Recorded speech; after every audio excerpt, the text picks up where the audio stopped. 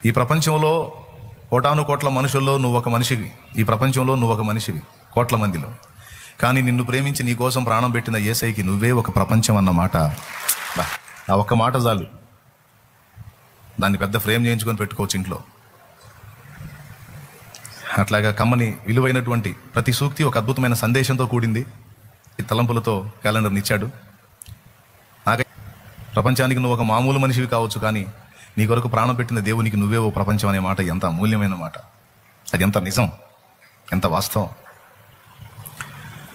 తర్వాత ఇంకా ఏవో చాలా చెప్పాలనుకున్నాను. నేను నీతి కలిగి జీవించాలి అనే ఆశ ఉంది, కానీ నీతిగా బ్రతకడానికి నాకు చేత కావట్లేదు. నేను పరలోకం చేరడానికి నా నీతి అక్కరకు రాదు.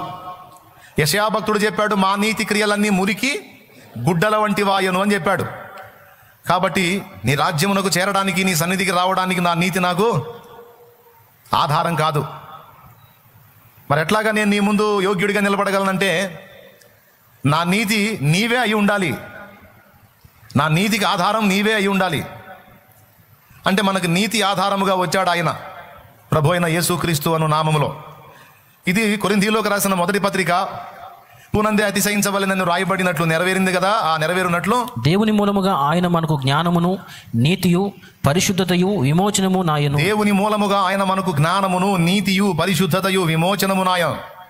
ఇప్పుడు చెప్పండి, మన నీతి ఎవరు? మన నీతి క్రియ లేకపోతే ఒక వ్యక్తే? మనం నీతి క్రియను గురించి మాట్లాడతాం సహజంగా. నీతి అంటే ఏంటంటే మనం చేసే సత్క్రియలు, నీతి క్రియలు. కానీ ఇక్కడ విచిత్రంగా మనం పరలోకానికి వెళ్ళడానికి మన నీతి క్రియ ఆధారం కాదంట, ఒక వ్యక్తి ఆధారం అంట. ఆ వ్యక్తి పేరు యేసుక్రీస్తు. ఆయనే మన నీతట. నువ్వు రేపు గేటు ముందు, పరలోకం గేటు ముందు నిలబడి దేవదూతతో, ఊరికి ఎగ్జాంపుల్గా చెప్తున్నా, అలాగే ఉంటుందని కాదు, ఎగ్జాంపుల్గా చెప్తున్నా, నేను చాలా నీతిమంతుడండి, నా నీతి క్రియలు చెప్తాను వినండి అంటే తలుపు తీయడు. నీ నీతి క్రియల గురించి నువ్వు మాట్లాడటం మొదలు పెడితే సరే, నీ అవినీతి క్రియల గురించి కూడా చెబుతానంటాడు. నీ మంచి క్రియల గురించి నువ్వు చెబుతానంటే నీ చెడ్డ క్రియలు కూడా చెబుతాడు దూత. అర్థమైందా? అప్పుడు చెల్లైపోయింది, ఇంకా మన అవినీతి నిలబడేది ఎక్కువ. అక్కడికి పోయినప్పుడు మన డైలాగ్ ఏందో తెలుసా?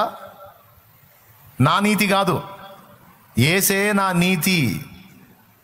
ఏమయ్యా ఏంటి నీ నీతి అని దూత అడిగాడు అనుకో, నా నీతి ఏముందయ్యా, నా నీతి అంతా మురికి గుడ్డలే.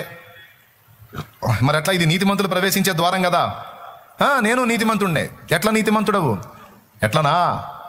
దైవ కుమారుడైన యేసే నా నీతి అని నువ్వు పలికినప్పుడు అప్పుడు తెరవబడేది ద్వారం. ఒక వ్యక్తి, ఒక పాపి పరలోకాన్ని ప్రవేశించాలంటే మన నీతి క్రియలు మురికి బట్టలను తేల్చేశాడు కనుక యేసే మన నీతి అంటేనే మనకు అక్కడ అవకాశం ఉంది. అర్థమైందా? అందుకే ఆయనే మనకు నీతియు, పరిశుద్ధతయు, జ్ఞానమును, విమోచనమును ఆయన అన్నాడు.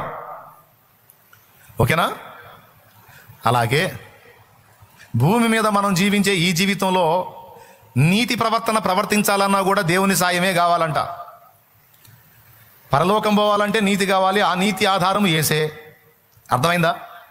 ఏం చెప్పండి, ఏం అర్థమైందో? ఎందుకంటే మనం 4 మంచి పనులు చేస్తే 14 చెడ్డ పనులు ఉంటాయి మన బతుకులు. కాబట్టి మన నీతి మనకు అతిశయాస్పదం కాదు. మా నీతి క్రియలన్నీ మురికి గుడ్డలు, పనికిరావన్నాడు. పరలోకానికి మన నీతి యేసే. భూమి మీద మనం జీవించే ఈ జీవితంలో మనం దేవుని దగ్గర బహుమానం పొందినట్లు నీతిని జరిగించాలనుకుంటే ఆ నీతి మనం జరిగించడానికి కూడా మనకు శక్తి, ఆధారం యేసే. ఏదన్నా మనం కాస్త నీతిగా బతుకుతున్నాము, నియమంగా బతుకుతున్నామంటే దానికి ఆధారం ఆయనే. ఆయన మనలో నివసించి మనకి ఎక్కడికక్కడ మెళకువ ఇచ్చి, వివేచన ఇచ్చి, శక్తిని ఇచ్చి, బ్యాలెన్స్ చేస్తే కాస్తో కూస్తో పర్వాలేదురా, కాస్త నీతిగానే బతుకుతున్నారు అనిపించుకుంటున్నాం. ఆయన జోక్యం చేసుకోకపోతే, ఆయన శక్తిని ఇవ్వకపోతే అక్కడా ఛాన్స్ లేదు, ఇక్కడా జల్లం. నీతిగా బతకడం మనకు అక్కడా చేత కాదు, ఇక్కడా చేత కాదు. ఏమన్నా అర్థమైందని నేను చెప్పింది? ప్రాణానికి ఆధారం ఎవరు? జీవితానికి, జీవించి ఉండడానికి? పెద్దగా చెప్పండి. అవునా? మన మనుగడకు ఆధారం ఎవరు? ఆయనేగా. మన ఉనికికి ఆధారం ఎవరు? ఆయన యందే మనం బ్రతికి ఉండి ఉనికి కలిగి చరించుతున్నామన్నాడు అపోస్తల కార్యం 17లో. అవునా? కొలసై పత్రిక 1:15లోనేమో సమస్తానికి ఆయనే ఆధారమై ఉన్నాడు అన్నాడు. చూడండి, అది కూడా చూడండి. కొలసై పత్రిక 1వ అధ్యాయము. అదృశ్య దేవుని స్వరూపువై ఆయన అదృశ్య దేవుని స్వరూపి అయి సర్వ సృష్టికి ఆది సంభూతుడై ఉన్నాడు. ఆయన దేవుని స్వరూపి అయి సర్వ సృష్టికి ఆది సంభూతుడై ఉన్నాడు. ఏలయనగా ఆకాశమందున్నవియు భూమి అందున్నవియు దృశ్యమైనవి గాని అదృశ్యమైనవి గాని అవి సింహాసనములైనను ప్రభుత్వములైనను ప్రధానులైనను అధికారములైనను సర్వమును ఆయన యందు సృజింపబడిందంటే సర్వానికి ఆధారం ఎవరు? అవునా? డౌట్ లేదుగా. సర్వానికి ఆధారం రైట్. మన మనుగడకు ఆధారం, మన బతికుంటానికి ఆధారం, మన నిత్య జీవానికి ఆధారం, మన నీతి ప్రవర్తనకు ఆధారం, మనకు ఏ విధంగానైనా సహాయం రావాలంటే ఆధారం, మనం దీవించబడాలంటే ఆధారం, హెచ్చింపబడాలంటే ఆధారం, ఆదరించబడాలంటే ఆధారం, స్వస్థపరచబడాలంటే ఆధారం, సమస్యల నుంచి విడుదల పొందాలంటే ఆధారం, అప్పుల్లోంచి బయటపడాలంటే ఆధారం, ఆత్మీయ జీవితంలో పడతాలు లెగుస్తూ ఉన్న స్థితి నుంచి బయటపడాలంటే ఆధారం. నేను చెప్పే నోటియా నిజంగా కరెక్ట్గా ఆలోచించే చెబుతున్నారా? ఏసేనా? చూడండి ఎన్ని రకాలుగా మనకు ఆధారం. మనం పరలోక తండ్రిని చేరాలంటే మనకు ఆధారం, నరకం నుండి తప్పించుకోవాలంటే మనకు ఆధారం, పాపం నుండి విడుదల పొందాలంటే మనకు ఆధారం, తండ్రి మన పాపాలను క్షమించాలంటే మనకు ఆధారం, మన పక్షాన వ్యాజ్యమాడుతున్న ఆధారం, మనకు శాంతికరమై ఉన్న ఆధారం. ఆలోచించి చెబుతున్నారా? ఒకటే కొట్టుడు ఏసే ఏసే ఏసే అంటున్నారా? ఏది అడిగినా దానికి లింకులోనే అడుగుతాడులేని అదే పదంగా ఏసే ఏసే ఏసే. నేను చెప్పేవన్నీ నిజాలే. వీటన్నిటికీ మనకు ఆధారం. ఆ మాట చాలా చోట్ల రాయబడి ఉంది. సమస్తమునకు ఆయనే ఆధారమై ఉన్నాడు. మన జీవం ఆయన యందు దేవునిలో భద్రపరచబడి ఉంది. కాబట్టి మనం ఆధారం చేసుకోవాల్సింది ఆయననే. ఆ మాట ఇర్మియా గ్రంథము 17:5 చెప్పింది. మననే చూపించా. నరులను ఆశ్రయించి శరీరులను తనకు ఆధారము చేసుకుని యెహోవా మీద నుండి తన హృదయమును తొలగించుకుని వాడు శాపగ్రస్తుడు. వాడు ఎడారిలోని అరహు వృక్షం. చూడండి ఎవరిని ఆధారం చేసుకోవద్దన్నాడు? స్తోత్రం చెప్పాలి. యెహోవా ఇలాగు సెలవిచ్చుచున్నాడు, నరులను ఆశ్రయించి శరీరులను తనకు ఆధారముగా చేసుకొనుచు తన హృదయమును యెహోవా మీద. కొంతమంది మనుషులు ఎవరిని ఆధారంగా చేసుకుంటున్నారంట? శరీరులను తనకు ఆధారంగా చేసుకుంటున్నారంట. అంటే మనుషుల్ని ఆధారంగా చేసుకుంటున్న వాళ్ళు, యెహోవా మీద నుండి తన హృదయమును తొలగించుకున్న వాళ్ళు శాపగ్రస్తులట. కాబట్టి సింపుల్గా ఒక ముక్కలో ఏం చెప్తున్నాడంటే, ఏ నరుని మీద కానీ, ఏ వ్యక్తి మీద కానీ, ఏ వస్తువు మీద కానీ, ఏ రాబడి మీద కానీ, ఏ బలం మీద కానీ, ఏ జ్ఞానం మీద కానీ నువ్వు ఆధారపడటానికి లేదు. నువ్వు ఆధారపడాల్సింది, నువ్వు ఆనుకోవాల్సింది యెహోవా మీదనే. అప్పుడే నువ్వు ధన్యుడివి ధన్యురాలు అవుతావని చెప్తాడు. ఆయనను తప్పించక నువ్వు దేన్ని ఆధారం చేసుకున్నా నువ్వు దెబ్బతింటావు. చాలా విషయాలు నీకు అందవు.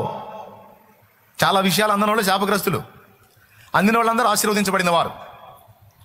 కాబట్టి నువ్వు ఆశీర్వదించబడిన వారి లిస్టులో ఉండగోరితివా?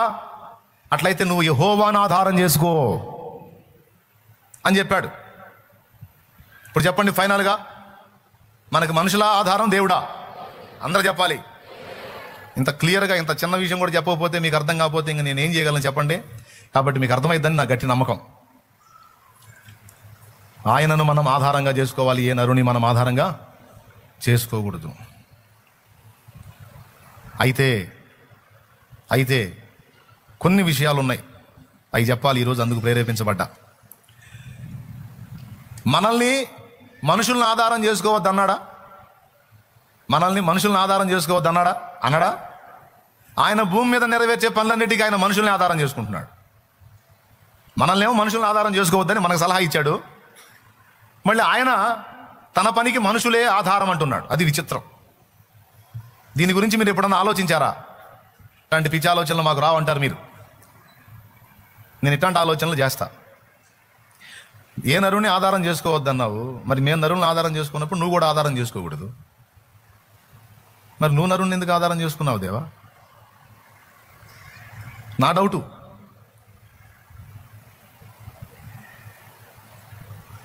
ఇప్పుడు చెప్తా. దేవుడు ఎన్ని విషయాలలో నరుని ఆధారం చేసుకుంటాడో తెలుసా మీకు? చాలా సంగతుల్లో నరుని ఆధారం చేసుకొని పనిచేశాడండి ఆయన. సింపుల్గా చెప్పాలి, ఆయన నరులను ఆధారం చేసుకోవటం కాదు, ఏకంగా వాళ్ళ దగ్గరికి పోయి మరి గదిలించుకొని తీసుకొచ్చుకున్నాడు. ఇప్పుడు ఇశ్రాయేలు జనాంగాన్ని ఐగుప్తు నుంచి బయటికి తేవాలి. బయటికి తేవాలంటే ఎవరు కావాలి? మోషే కావాలి. మోషే ఆడున్నాడు, మిద్యానులో వాళ్ళ మామయ్య మందనం మేపుకుంటా అడవిలో తిరుగుతున్నాడు. ఆడికి పోయాడు. మనకేం చెప్పాడు? నరులను ఆధారం చేసుకోవద్దన్నాడు. ఎందుకంటే మీరు ఆధారం చేసుకుంటే మోసపోతారా? మీరు ఆధారం చేసుకుంటే మోసపోతారు. నేను ఆధారం చేసుకున్నాను అంటే ఒట్టిగా కాదు, అన్ని లెక్కలు చూసి చేతపడతా. నాకు మీకు తేడా ఉంది. కాబట్టి నా లెక్క వేరు, మీ లెక్క వేరు, నా త్రోవలో వేరు, మీ త్రోవలో వేరు. మీరైతే నా మీదే ఆధారపడాలి. అప్పుడు మీకోసం ఏ మనిషిని వాడాలో అది నేను డిసైడ్ చేస్తా. కొంతమందిని నేను తల్లి గర్భములో పుట్టినప్పుడే ఏర్పరచుకుంటా. దానికి రుజువు ఏంటంటే, మోషే అనే వ్యక్తి మీద దేవుడు పని చేయటం మొదలుపెట్టాడు. ఎప్పుడు చేయటం మొదలుపెట్టాడో తెలుసా?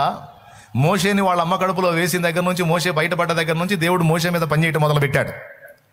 మోషేని కాజేయాలని ఐగుప్తు రాజైన ఫరో ఆజ్ఞ ప్రకారం మంత్రసానులో ప్రయత్నం చేస్తే దేవుడు భయపెట్టాడు వాళ్ళని. వాళ్ళు ఆ పని చేయలేదు. అయితే వాడు ఆజ్ఞ ఇచ్చాడు, పిల్లల్ని నైల్ నదిలో పడేయండి అని. అలా నైల్ నదిలో పడేయండి అన్నప్పుడు మోషే తల్లి తండ్రి అందరిలాగా పడేలా వాళ్ళకు ఒక ఆలోచన వచ్చేటట్టు చేశాడు దేవుడు. మనం అనుకుంటాం భలే ఆలోచన వచ్చింది, నాకు మెరుపు లాంటి ఆలోచన వచ్చిందని. నీ బొంద, ఆ మెరుపు మెలిపించింది దేవుడే. నాకు భలే ఐడియా వచ్చింది, భలే చేశాను అనుకుంటారు. నీ ఐడియా కాదు బాబు, నీకు ఆ మెరుపు మెరిపించింది ఎవరు? ఆయన కృప, ఆయన దయ. ఈ మోషే అనే వాని మీద ఎప్పుడు పనిచేస్తున్నాడో చూడండి. అసలు పసికందుగా ఉన్నప్పుడే ప్రాణం పోకుండా కాపాడాడు. తర్వాత పిల్లలందరినీ నైల్ నదిలో పడేయండి, ముసళ్ళకి ఆహారం అవుతారు అని నైల్ నదిలో పడేయమని ఫరో ఆజ్ఞ ఇచ్చినప్పుడు అందరిలాగా తల్లిదండ్రి పిల్లల్ని నైల్ నదిలో పడేయకుండా జమ్ముతో ఒక పెట్టల్లి, జమ్ము బుట్ట, ఆ బుట్టకు కీలు పూసి నీళ్లు లోపలికి రాకుండా ఆ బుట్టలో బిడ్డను పండుకోబెట్టి ఆ బుట్టని నీళ్లలో వదిలారు. వాళ్ళకి ఐడియా వచ్చింది, దేవుడే ఇచ్చాడు. ఇప్పుడు రాజు ఆజ్ఞ పాటించినట్టు అయింది, బిడ్డను చంపలా. దేవుడికి అప్పచెప్పింది నీళ్లలో వదిలి. కట్ట మీద ఏటి ఒడ్డు మీద మిరియామును పంపించింది. అది ఎక్కడికి పోయిద్దో చూసుకుంటా పో తల్లి అని.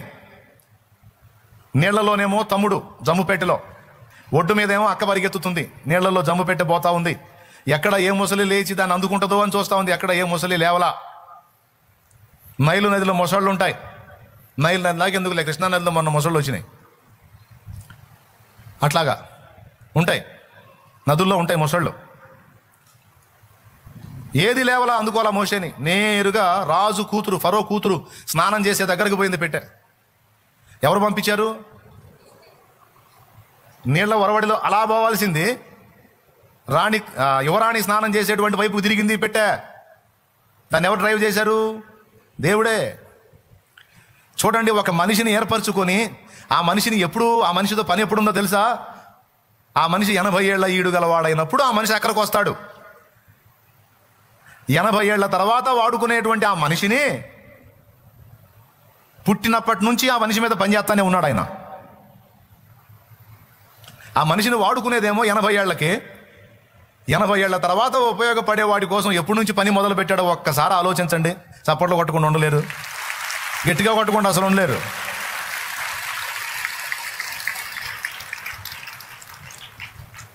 ఇశ్రాయేలు అను తన ప్రజలను రక్షించడానికి దేవుని చేతిలో ఒక ఆయుధంగా ఉపయోగపడేటువంటి వారు హూరు, అహరోనులు. ఆ ముగ్గురిని కూడా ఆ తల్లి కడుపున వేసి ఆ ముగ్గురిని తన పని కొరకు తీసుకున్నాడు. ఏమండి, ఒకే ఇంట్లో సేవకులు ఏందంటారు కొంతమంది. దేవుని చిత్తం అయితే తండ్రిని పిలుచుకుంటాడు, తల్లిని పిలుచుకుంటాడు, పిల్లల్ని పిలుచుకుంటాడు, ఆడపిల్లల్ని కూడా వాడుకుంటాడు. కొంతమంది అనుకుంటా పారంపర్యం ఉండకూడదండి. దేవుడు ఏర్పరచుకుంటే పారంపర్యం ఎందుకైతే? దేవుని ఏర్పాటు లేకుండా చేయకూడదు. దేవుడు ఏర్పరచుకొని వాడుకోవడానికి సిద్ధపడితే అంతకుమించిన ధన్యత ఇంకోటి ఏముంది? అదే ఇంట్లో అహరోను, మిరియాము, మోషే ముగ్గురు ఏర్పరచుకున్నాడు. 80 ఏళ్ల తర్వాత వాళ్ళని వాడుకునే ప్రణాళికను దృష్టిలో పెట్టుకొని 80 ఏళ్ల తర్వాత పురిటికందుగా ఉన్నప్పుడే పని మొదలుపెట్టి మంత్రసానుల చేతిలో పడకుండా కాపాడాడు. నైల్ నదిలో మొసళ్ళ చేతిలో పడకుండా కాపాడాడు. వింటున్నావా?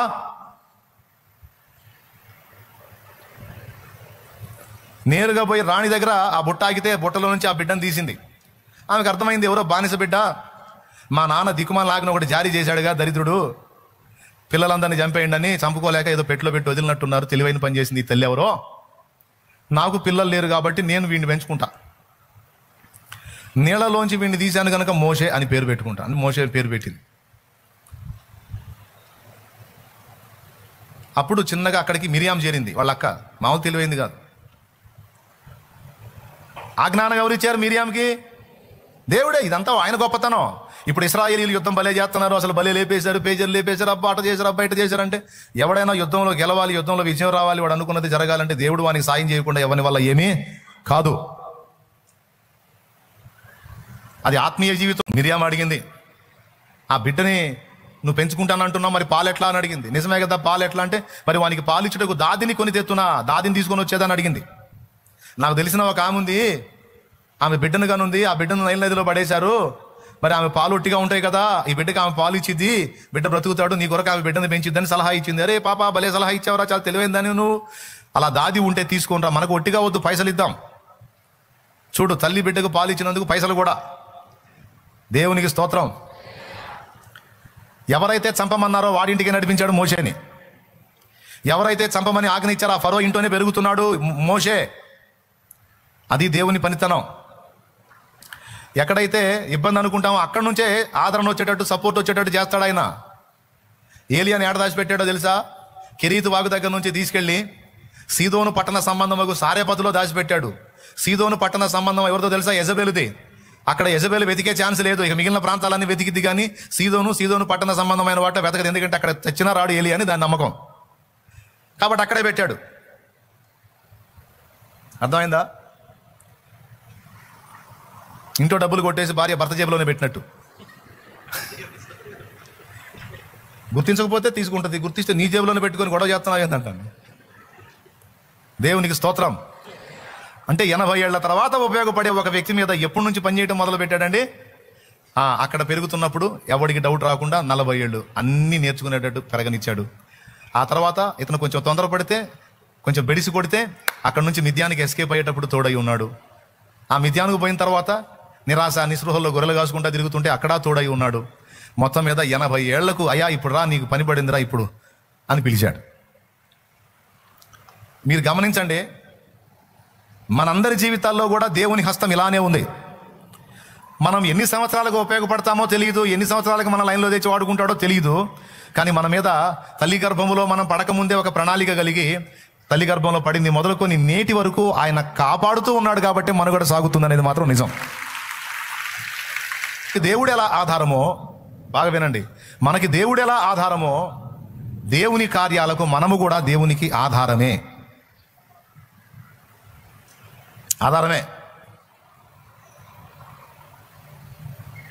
మన అన్ని విషయాల్లో మనకు ఆధారమై దేవుడు ఉంటున్నట్లు దేవునికి ప్రార్థన చేస్తా దేవుడిని వెతుకుతున్నాగా, దేవుడు కూడా తన పని జరిగించడానికి భూమి మీద తనకు ఆధారమైన మనుషుల కొరకు దేవుడు వెతుక్కుంటున్నాడు. అలాంటి వ్యక్తుల్ని ముందుగానే సిద్ధపరచుకుంటున్నాడు. అందుకోసం అవసరమైతే ఆయనే వెళ్తున్నాడు. సొదొమ గొమొర్రాలో నాశనం నుంచి తప్పించడానికి లోతు కోసం దేవుడే వెళ్ళాడు. అర్థమైందా? అసలు ఎందుకు వెళ్ళాడు? దేవుడు ఉన్న దగ్గర ఉండి అగ్ని కురిపిస్తే మొత్తం పోతారుగా. కానీ ఎందుకు వెళ్ళాడు సొదొమ గొమొర్రాలకి? సొదొమకి ఎందుకు వెళ్ళాడంటే లోతు కోసం వెళ్ళాడు. ఆ లోతును లేపేస్తే అబ్రహాం బాధపడతాడని. అబ్రహాం కోసం లోతును రక్షించడానికి ఆయన పోయాడు. గిద్యోను రేపడానికి గిద్యోను దగ్గరికి పోయాడు. సంసోనుని వాళ్ళ తల్లిదండ్రికి ఇవ్వడానికి, సంసోను కోసం, సంసోను గురించి చెప్పడానికి అక్కడికి పోయాడు. దేవుడే. కొంతమంది వ్యక్తులను తన కొరకు సిద్ధపరచుకోవడానికి, మీకు తెలుసా, మీకు తెలియకుండా ఎన్నోసార్లు మీ ఆపత్కాలంలో దేవుడే మీ దగ్గరకు వచ్చి మిమ్మల్ని సేవ్ చేసి సైడ్ అయిపోయాడు. ఇది నిజం. వచ్చి నిన్ను సేవ్ చేశాడన్న సంగతి కూడా నీకు తెలియకుండా, ఆయన వచ్చి నిన్ను కాపాడాడన్న సంగతి కూడా నీకు తెలియకుండా ఆయన నిన్ను ఎన్నో పర్యాయాలు కాపాడాడు. 2 చేతులు ఎత్తి గట్టిగా ఒకసారి స్తోత్రం చెప్పండి.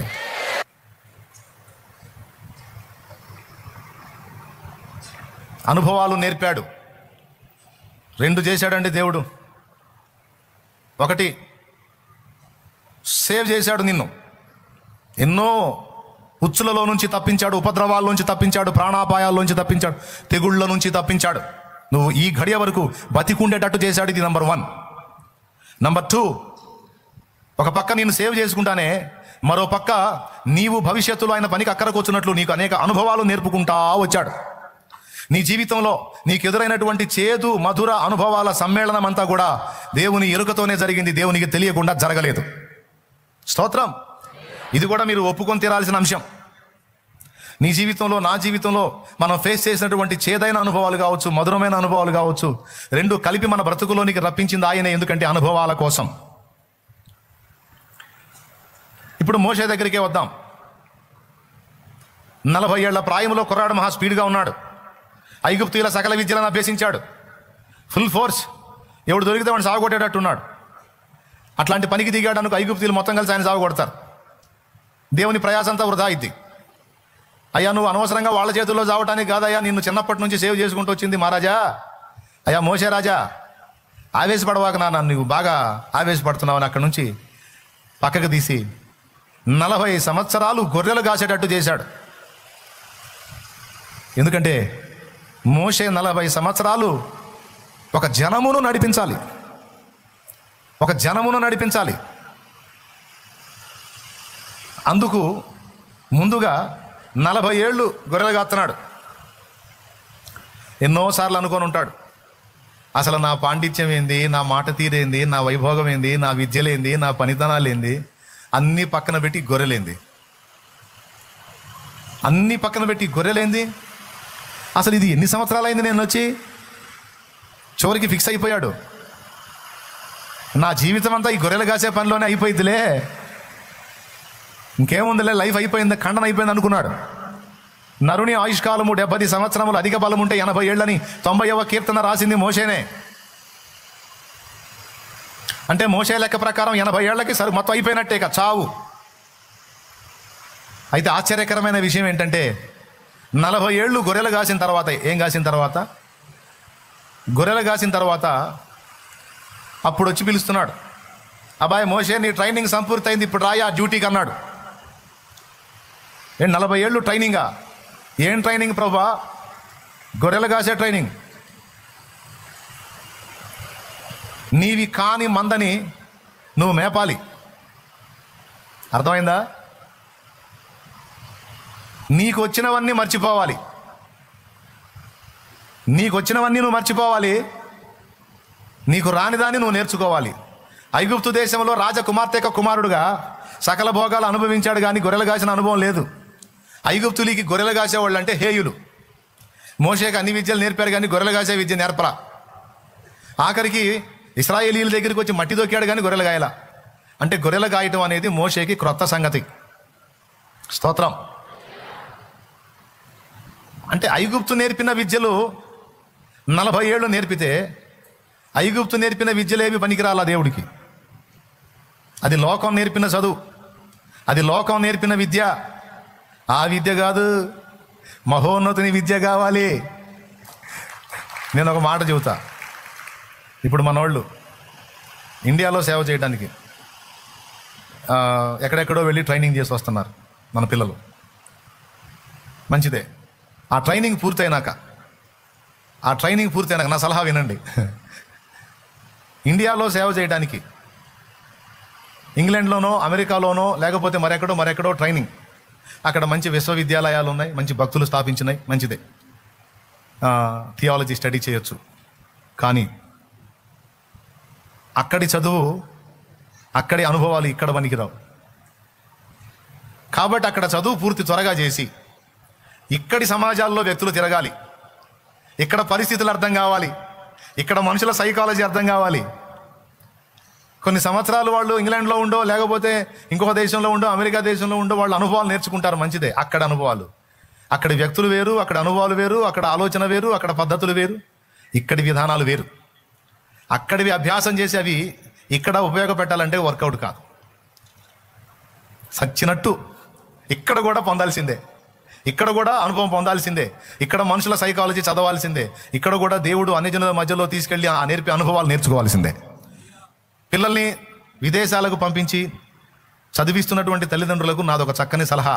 ఆ ట్రైనింగ్తో పాటు ఇక్కడి వ్యక్తుల యొక్క ఆలోచన విధానాన్ని కూడా వాళ్ళకు ఆకలింపు చేయండి. అప్పుడు రెండంతలుగా ఉపయోగపడుద్ది వాళ్ళకి. అట్లా కాకుండా అక్కడిది ఇక్కడికి వర్కౌట్ కాదు. అక్కడి వ్యక్తులు వేరు. ఇప్పుడు వాళ్ళు ఉన్నారనుకో, గ్లాస్ పగలు కొట్టామనుకో, వాళ్ళు మెచ్చుకుంటారు. మనం మనం మన దగ్గర పగల కొట్టారు అనుకో, మైండ్ పోయింది, ఏందిరా సోదోడా, మెంటలు వచ్చిందా, ఏంది అట్ట పగల కొట్టేయింది, ఎంత అయింది అది, ఇది మన డైలాగ్. ఇక్కడ అక్కడ వాళ్ళ దగ్గర పగల కొట్టాడు అనుకో, పిల్లోడు గ్లాస్ చిన్నోడు పగల కొట్టాడు, వండర్ఫుల్ అంటారు. వీడు ఇక్కడ నుంచి ఆడ దాకా పోయి గ్లాస్ తీసుకుని అట్లా కొట్టాడంటే అన్ని ముక్కలు అయిందంటే, ఇన్ని ముక్కలు ఇంతవరకు నేను చాలా మంది పగల కొట్టారు, నేను చూడలేదు, ఇన్ని ముక్కలు చేశాడంటే వీడి హ్యాండ్ పవర్ బాగుంది, చాలా అద్భుతమైన పనుడు అవుతాడంట. ఇది పగల కొడితే మెచ్చుకుంటారు. మెంటాలిటీస్ రెండు ఒకటి కాదు. ఈడ అట్ట కాదు, ఈడ వెటకారాలు, హేళనలు, ఎగతాళ్ళు, బూతులు, పిచ్చి పిచ్చి మాటలు, అలుగుళ్ళు, కంప్లైంట్లు, ఫీలింగులు, మామూలు విషయం కాదు. అక్కడ అట్లా కాదు. అక్కడ నష్టపుచ్చినా సరే మెచ్చుకుంటారు. ఒక ఆయన చెప్పాడు, సీసాలో కారపచ్చడి ఉంటే అదేమో జామ్ అనుకున్నాడు ఆయన. ఫారినర్ ఒక ఆయన జామ్ అనుకున్నాడు, అదేదో అద్భుతంగా ఉంది కొంచెం పెట్టండి అన్నాడు. ఓ దానిదేం భాగ్యం అంటే, ఆ సీసా ముందుకు నెడితే మూత తీసుకొని ఆ జామో సాసో వేసుకుంటారు కదా అనుకుని సగం ప్లేట్కి పెట్టుకున్నాడు కారపచ్చడి. స్పూన్ తీసుకొని, అది కూడా భలే మంటగా ఉందంట, మరి తేజ మిరగాయలతో పెట్టారేమో. స్పూన్తో తీసుకొని, ఒక స్పూన్ నిండా తీసుకొని నోటో తీసుకొని మింగాడంట. మింగినాక ఇంకా చూడు గందరగోళం అయిపోయాడు. గొంతు మంట, కడుపు మంట, కళ్ళల్లో నీళ్ళు వచ్చినాయంట. 2 మాటలు అన్నాడంట, చాలా బాగుంది కానీ చాలా మంటగా ఉందన్నాడు. చాలా బాగుంది, అద్భుతం, కాకపోతే చాలా మంటగా ఉంది. మనోళ్ళు అంటారా, మనోళ్ళకి అక్కడ తీసుకెళ్ళేదని అట్లాంటిది పెట్టారనుకో, బాగుంటుంది, తిని నోట్లో పెట్టి నీ దినం చెయ్య, ఇంత ఇది దరిద్రంగా ఉంది, సైతానోడా ఏందిరా ఇది చెప్పొద్దంట్రా, ఎన్ని రకాలుగా తిడతారో మనోడు.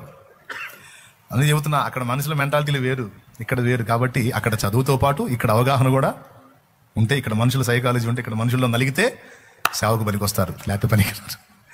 దేవునికి మహిమ. ఎందుకు చెప్పాను? నేర్పే విద్య దేవుని పనికి ఎంత పనికి వస్తుందో అంటే అది అనుమానమే. దేవుని పనికి, మహోన్నతుని పనికి మహోన్నతుని విద్య కావాలి, అది ఆయనే నేర్పాలి. అది పరిశుద్ధాత్మ పాదముల దగ్గర నేర్పబడుతుంది. అది తిరుగులేని ట్రైనింగ్. అది దేవుడే అనుభవాల్లో గుండా తీసుకెళ్తాడు, దేవుడే నేర్పుకుంటాడు, దేవుడే చెక్కుకుంటాడు. మీకు తెలుసా, మోషే మిద్యానుకు ఊరక పారిపోలా, దేవుని ఆలోచన ప్రకారమే పోయాడు. ఆ మాట హెబ్రీ పత్రికలో ఉంది. మోషే రాజాగ్రహమునకు భయపడక అదృశ్యుడైన వానిని నిదానించి చూచుచున్నట్లు విశ్వాసము గలవాడై మిద్యానుకు పోయాడు. మనమేమనుకున్నాం, ఇందాక పారిపోయాడు అనుకున్నాం, విశ్వాసంతో పోయాడంట. ఇక్కడ నన్ను ఉంచకుండా దేవుడు లేపుతున్నాడంటే నన్ను అక్కడికి తీసుకెళ్ళి నా ద్వారా ఏదో చేయాలనుకుంటున్నాడు అనుకుని పోయాడు. పోతే 2 చేశాడు దేవుడు. ఒకటి, లోక విద్యలు, ఐగుప్తు అనే లోకం నేర్పిన విద్యలన్నీ మోషేలో ఖాళీ అయిపోయేటట్టు చేశాడు. 2వది, 40 ఏళ్ళు గొర్రెల్ని కాసిన అనుభవాన్ని నేర్పి. గొర్రెలు అంటే తెలుసా మీకు? గొర్రెలు కాయటం అంటే, మీలో గొర్రెలు కాసిన వాళ్ళు ఎంతమంది ఉన్నారో చేతులు ఎత్తండి. నేను గొర్రెలు కాశాను అన్నయ్య అన్నోళ్ళు. ఒక 50 గొర్రెలు నీకు ఇస్తే ప్రతి గొర్రెను పట్టించుకుంటావా, లేకపోతే ముందు కనపడే 10 గొర్రెలను పట్టించుకుంటావా, ఒక గొర్రెను పట్టించుకుంటావా? 50 గొర్రెలు చూసుకుంటా ఉండాలి. దేనికి కాల్లో ముళ్ళు దిగిందో, దేన్ని పురుగు ముట్టిందో, ఏది నలతగా ఉందో, ఏది కాలు ఉడైందో, దేనికి జలుబు చేసిందో, ప్రతి గొర్రెను అబ్జర్వ్ చేస్తూ ఉండాలి. గొర్రెలు కాసేవాడికి గొర్రెలు ఒక ప్రపంచం. ఇక 2వ మనిషి పలకరించకపోయినా వాళ్ళకి ఏమి ఇబ్బంది ఉండదు. ఎందుకంటే వాళ్ళంతా వాళ్ళ ఆత్మని గొర్రెలతో మిళితం చేసుకుంటారు. ఏ గొర్రె ఏ కొంటి చేష్టలు చేసిద్దో తెలుసు, ఏ గొర్రె మంచిదో తెలుసు, ఏ గొర్రె పిలిస్తే వచ్చిద్దో తెలుసు, ఏది మొండికేసిద్దో తెలుసు. ప్రతి గొర్రెని అబ్జర్వ్ చేస్తారు. ఇలా ప్రతి వ్యక్తిని అబ్జర్వ్ చేయడానికి ఆయన 40 ఏళ్ల పాటు నడిపించాలి ఇశ్రాయేలు జనాంగాన్ని. అందుకని ఆ గుంపుని నడిపించడానికి ఈ గుంపు దగ్గర తరబీదు ఇచ్చాడు ఆయన. అడుగడుగున్న పయనంలో, అవమానపు హేళనలో, నొప్పించే మాటలతో మనసు నలిగి ఉన్నావా?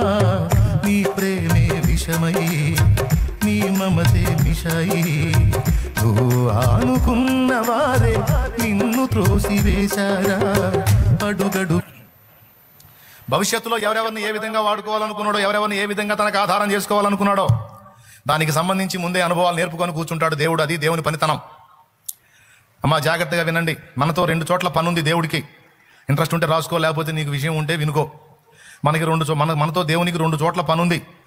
ఒకటి, పరలోకంలో మనతో పనుంది.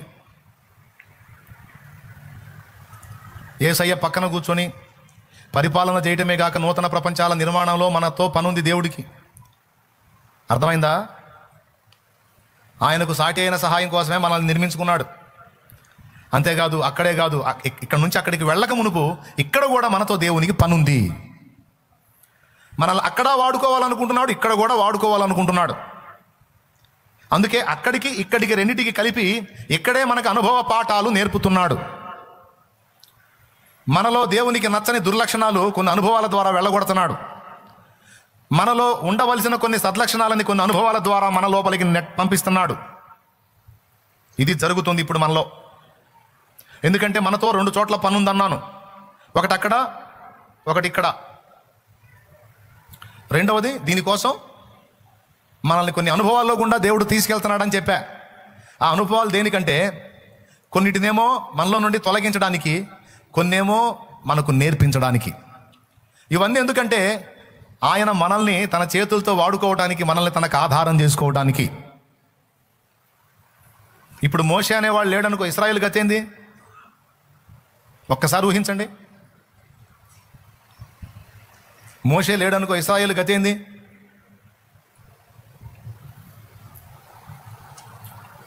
ఇంకా చెప్పాలంటే ఫైనల్. ఐగుప్తులో కొన్ని నేర్పాడు, మిద్యాన్లో 40 ఏళ్ళు నేర్పాడు.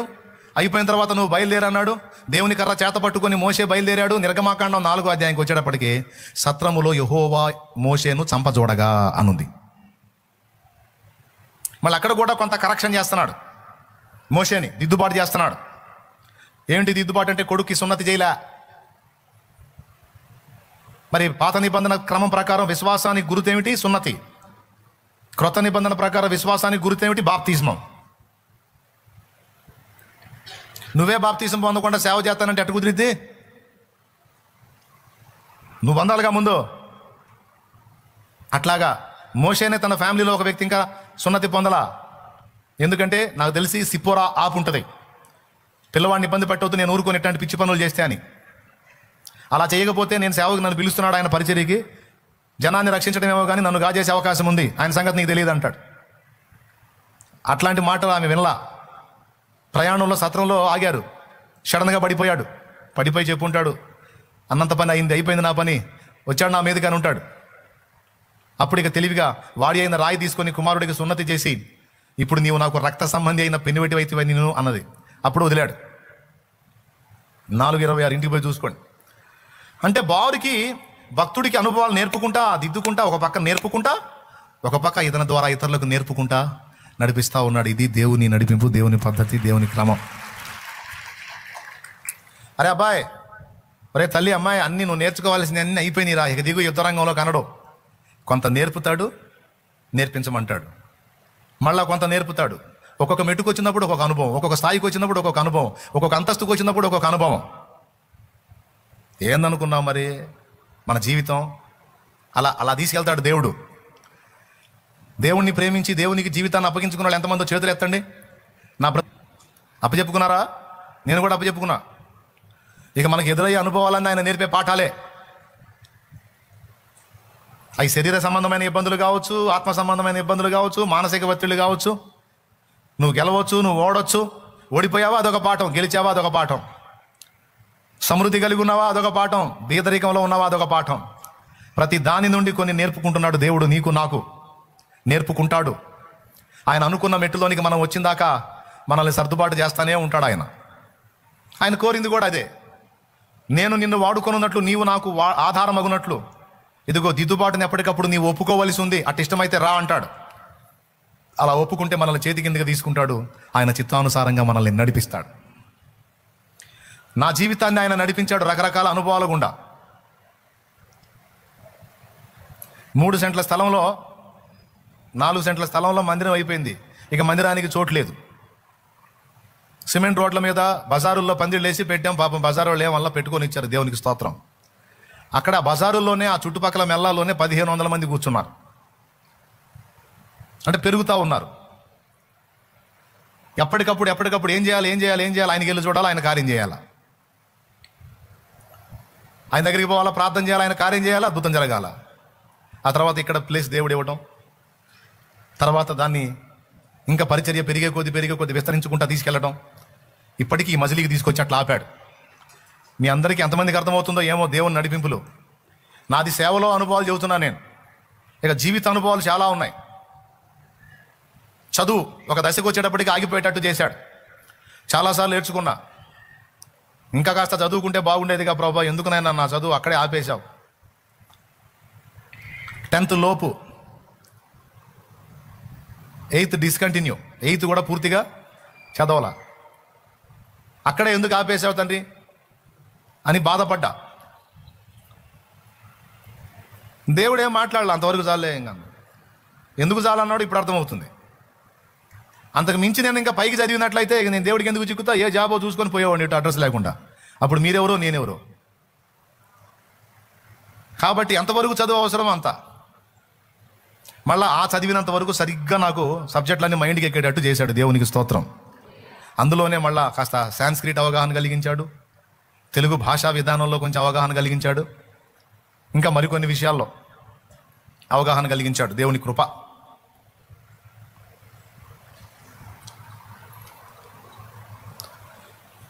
నాకు ఇలా ఎందుకు చేసావు, అలా ఎందుకు చేసావు, నన్ను ఎట్టెందుకు ఉంచావు, అంటే అట్టెందుకు ఉంచావు అని కొన్నిసార్లు మనం ఇబ్బంది కొలిమిలో ఉన్నప్పుడు అడుగుతాం.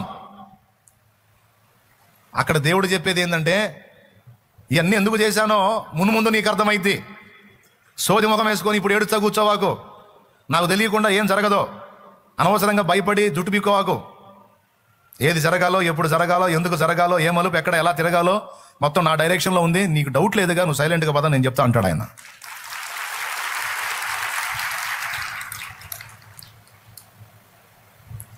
నలభై ఏళ్ళు ఇక్కడ గొర్రెల్ని మోసాడు, 40 ఏళ్ళు అక్కడ దేవుని గొర్రెల్ని మోసాడు.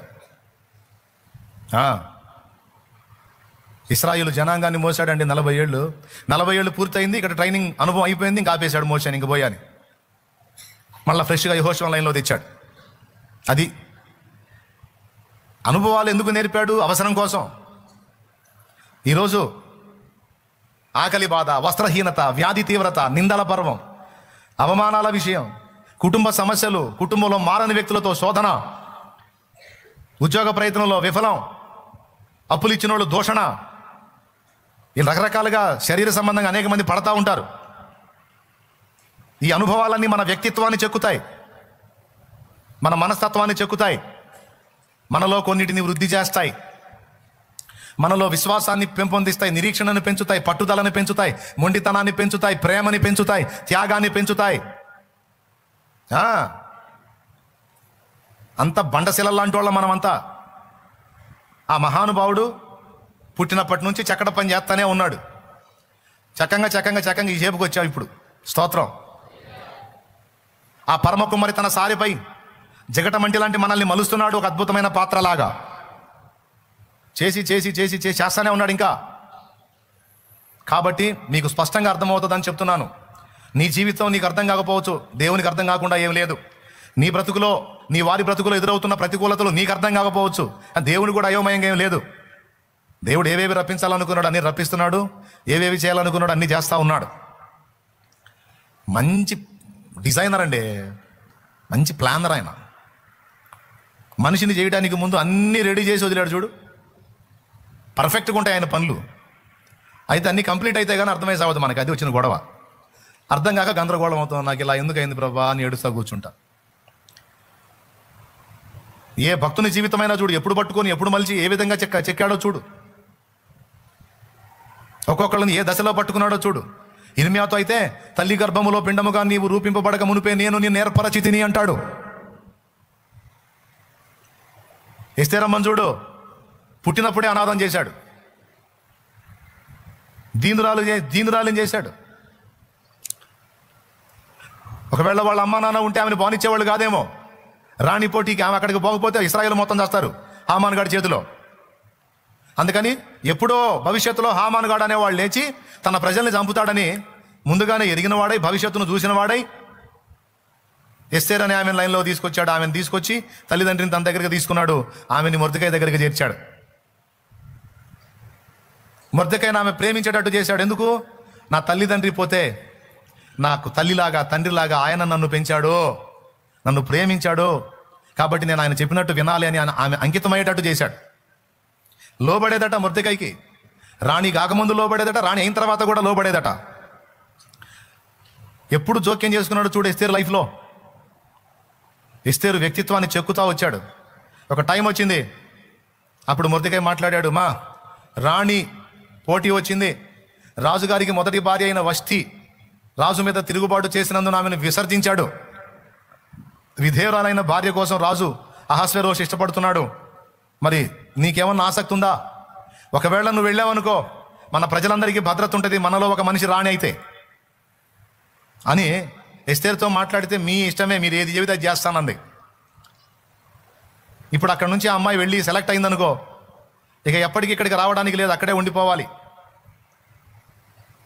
తన వాళ్ళు ఎవరూ లేకుండా ఒంటరిగా బ్రతికే అనుభవాన్ని ముందే తల్లిదండ్రులు లేకుండా చేసి నేర్పుకున్నాడు దేవుడు. దేవునికి స్తోత్రం కలుగును గాక. తర్వాత ఎస్తేరు వెళ్ళినప్పుడు ఎస్తేరు సెలెక్ట్ అయింది. ఎలా అయిందో చాలాసార్లు చెప్పా, మళ్ళీ అది ఎందుకులే. అంటే సమస్య ఎప్పుడు రాబోతుందో దానికి సమాధానం ఎప్పుడు రెడీ చేశాడో చూడండి. ఎస్తేరు వయసు ఒక 30 ఏళ్ళు అనుకుందాం.